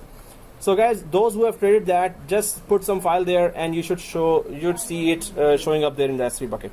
So now guys, this is the command. Mount minus no lock 192.168 So 10.51 is my appliance IP that I already got from there, and it gave me that bucket name already because I copied the whole thing from my file share. So here the only thing I need to do is give the Q colon. Q colon. So if I just copy paste that, so where did I get that? Go there. If you want to get that all written, just go to the file share and go down. It is already written there. You just have to add Q colon here, right? It is already there. Just copy paste directly that. The mount command was not there, but the whole thing is written there already for you. So it is your gateway IP and it is your S3 bucket already showing. So where is it? See this? Do you see the file share? Click that, and when you go down, this is already written there. So you don't have to go to appliance to check the IP. You don't have to go to S3 to check that S3 bucket name. It is already written there for you. In the file share, this one, file share, click that and go down, it is written there. You don't have to find which one is yours, right? This one.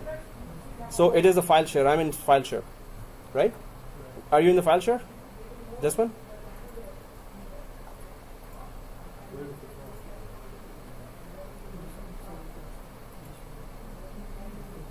Okay.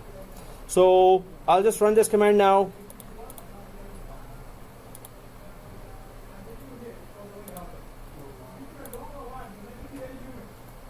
I think majority has run already.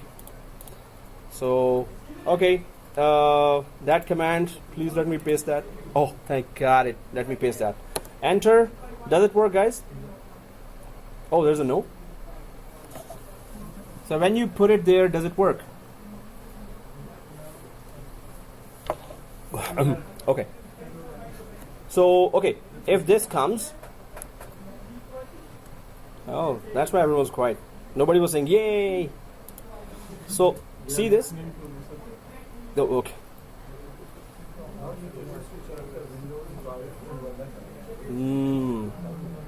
No, but didn't we do that? See this? So you should be seeing this.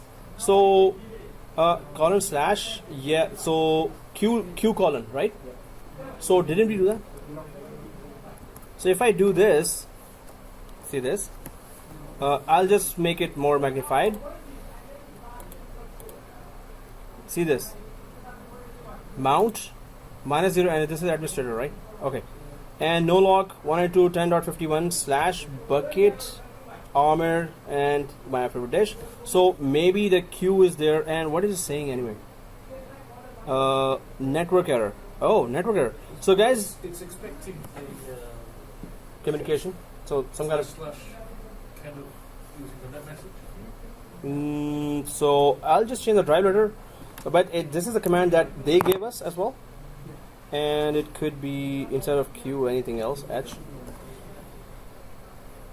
And make sure the firewalls are off, and make sure the storage gateway is up and running. So is the exact same error, everyone? Yeah, can you, Exact same? yeah, ping is like Ping is working. Ping. S3 private. S3 is private, yes, but S3 is supposed to be accessible globally, although it's okay. We can just check that. Yeah, it is creating a folder in Q. Huh? It's not working. So let's make it public, guys, just to check that. So that's a good tip. Thank you. But I had already an S3 bucket there, so I'm just going to go to AWS and just try to make it public, right? Drive letter, CloudWatch. How do we make it public? So we go to this. The bucket is already there, right? And I'm just gonna go to S3. So I'm just gonna go inside the bucket, right? Although there is permissions area here as well, right? Permissions. So either you select from here or you can go down this, right? And permissions. Either from there or here, permissions. And access for your AWS account, yes. access for AWS other account, public access. Everyone sees the public access? So is it selected here? This one. Everyone, public access? So if you select that, these are unchecked. Everyone sees these unchecked? Okay. So if you check it, this bucket will have public access. Yes. Yes. Yes. Oh, I had that previous bucket. So I'm just gonna drop down here. Write access. So if I give all out access now and click save, because I didn't even give the specific IP everywhere, it's just every IP there. So click save, and then let's try to test that command again and refresh that. How does it show now? Does it show yes, yes, yes, yes for everyone? Like this? Yeah. So if it shows yes, yes, yes, now try again. Let's see if it works. So we can just, after making that change, let's just restart the gateway and then try again. So I'll just try that again. Do we have access to that? Otherwise, let's restart the gateway and then try again.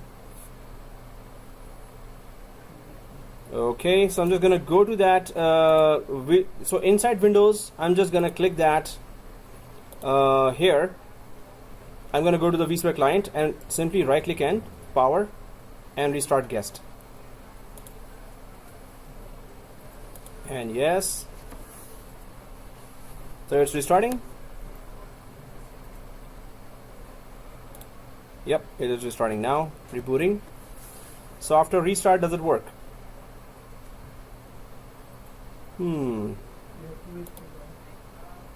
Yeah. So, did we miss something here? Oh, client for NFS is running. The service is running or not. So I'm just going to quickly check that on Windows. It should be running, but because the mount is showing there. Huh? Working now after restarting the gateway? Thanks for confirming.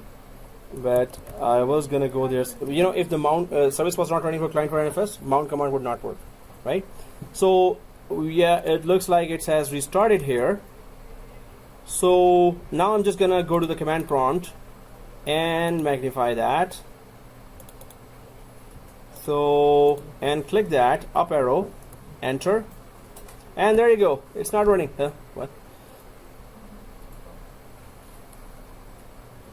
Oh, did it restart already? So I'll just log into that and check SG user, enter. I don't have to log in actually, but just to make sure that nothing is left. SG password. So it's still 1051, the IP, of course. And is it running? So if it is running, then, or if it says successful, you have to just put some file there, and it should be showing up in your S3. Just confirm that if you put some file here, does it show in your S3? Oh yeah, it's running now. So it is successful. But what does that mean? That there should be a shared folder created here inside the Windows. When we put some file here, it should be showing up in S3, right? So where is that folder? What did we mount here?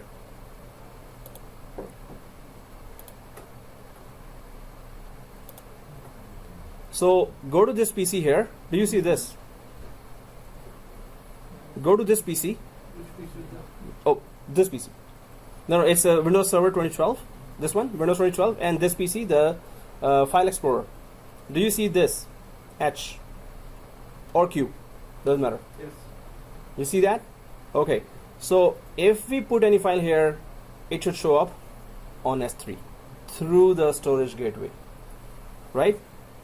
So again, on 2012, go to File Explorer, and this PC, you should see H or Q drive. In my case, I changed the letter to H, but I could have done for Q as well. So double click here and just create a file. All right, cool. You're already, man, you should be in SWAT. You're fast. I think it's the SWAT team sitting here. So folder here, and then where are samosas, right? So,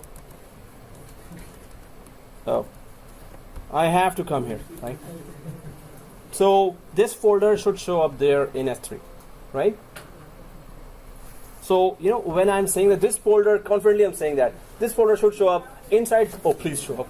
Please show up. Please. Outside, see, it's going to show up here. So, inside, please.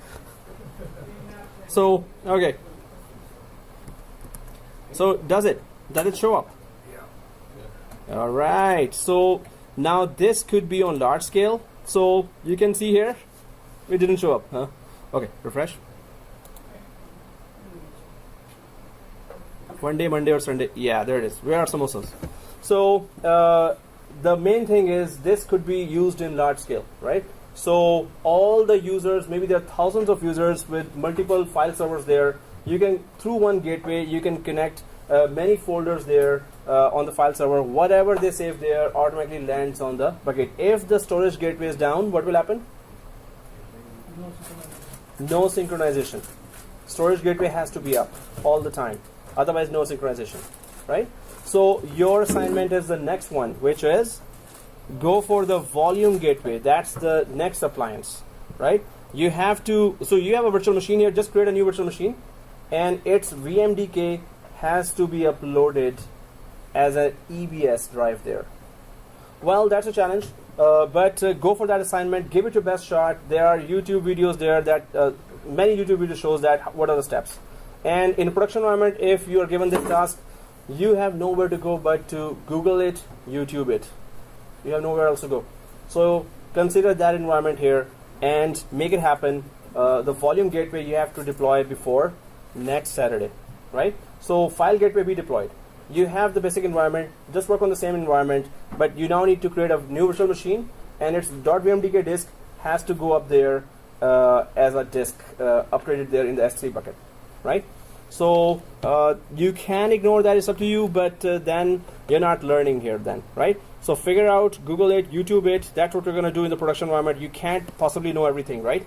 So start practicing that now, that whatever new task comes there, you have to really figure it out and make it happen. So I'm just going to write it down here that go follow up with, so the assignment is now, please download volume gateway and copy through it VMDK. VMDK is the file, hard disk file for virtual machine of VMware to AWS. VMDK, copy through it VMDK. Copy through it a VMDK to AWS as EBS. So this is the whole assignment, and please make it happen. Just get over it. You may have to spend 12 hours, 2 days, 3 days. Just keep doing that until it is done, right? Be determined. You will have to do that in the production environment. So for some tasks, it takes days. For some tasks, so if you're done already, the confidence level will be different, right? When you're talking about AWS, that connecting to hybrid, working in hybrid, you know many of the steps there, right? If you don't do that, you're going to be still kind of clueless that how to connect your hybrid environment, so on-premises to cloud. So guys, you have to make it happen, every one of you, right? So give it your best shot, give it your 200%, right? So hosted, so first gateway, and you can see how much we had to go through, but after that you will be so please download a volume gateway, copy through it. So it's an appliance. Volume gateway is an appliance, right? So make it happen. Work as a group, remotely connect with each other, and do that assignment, right?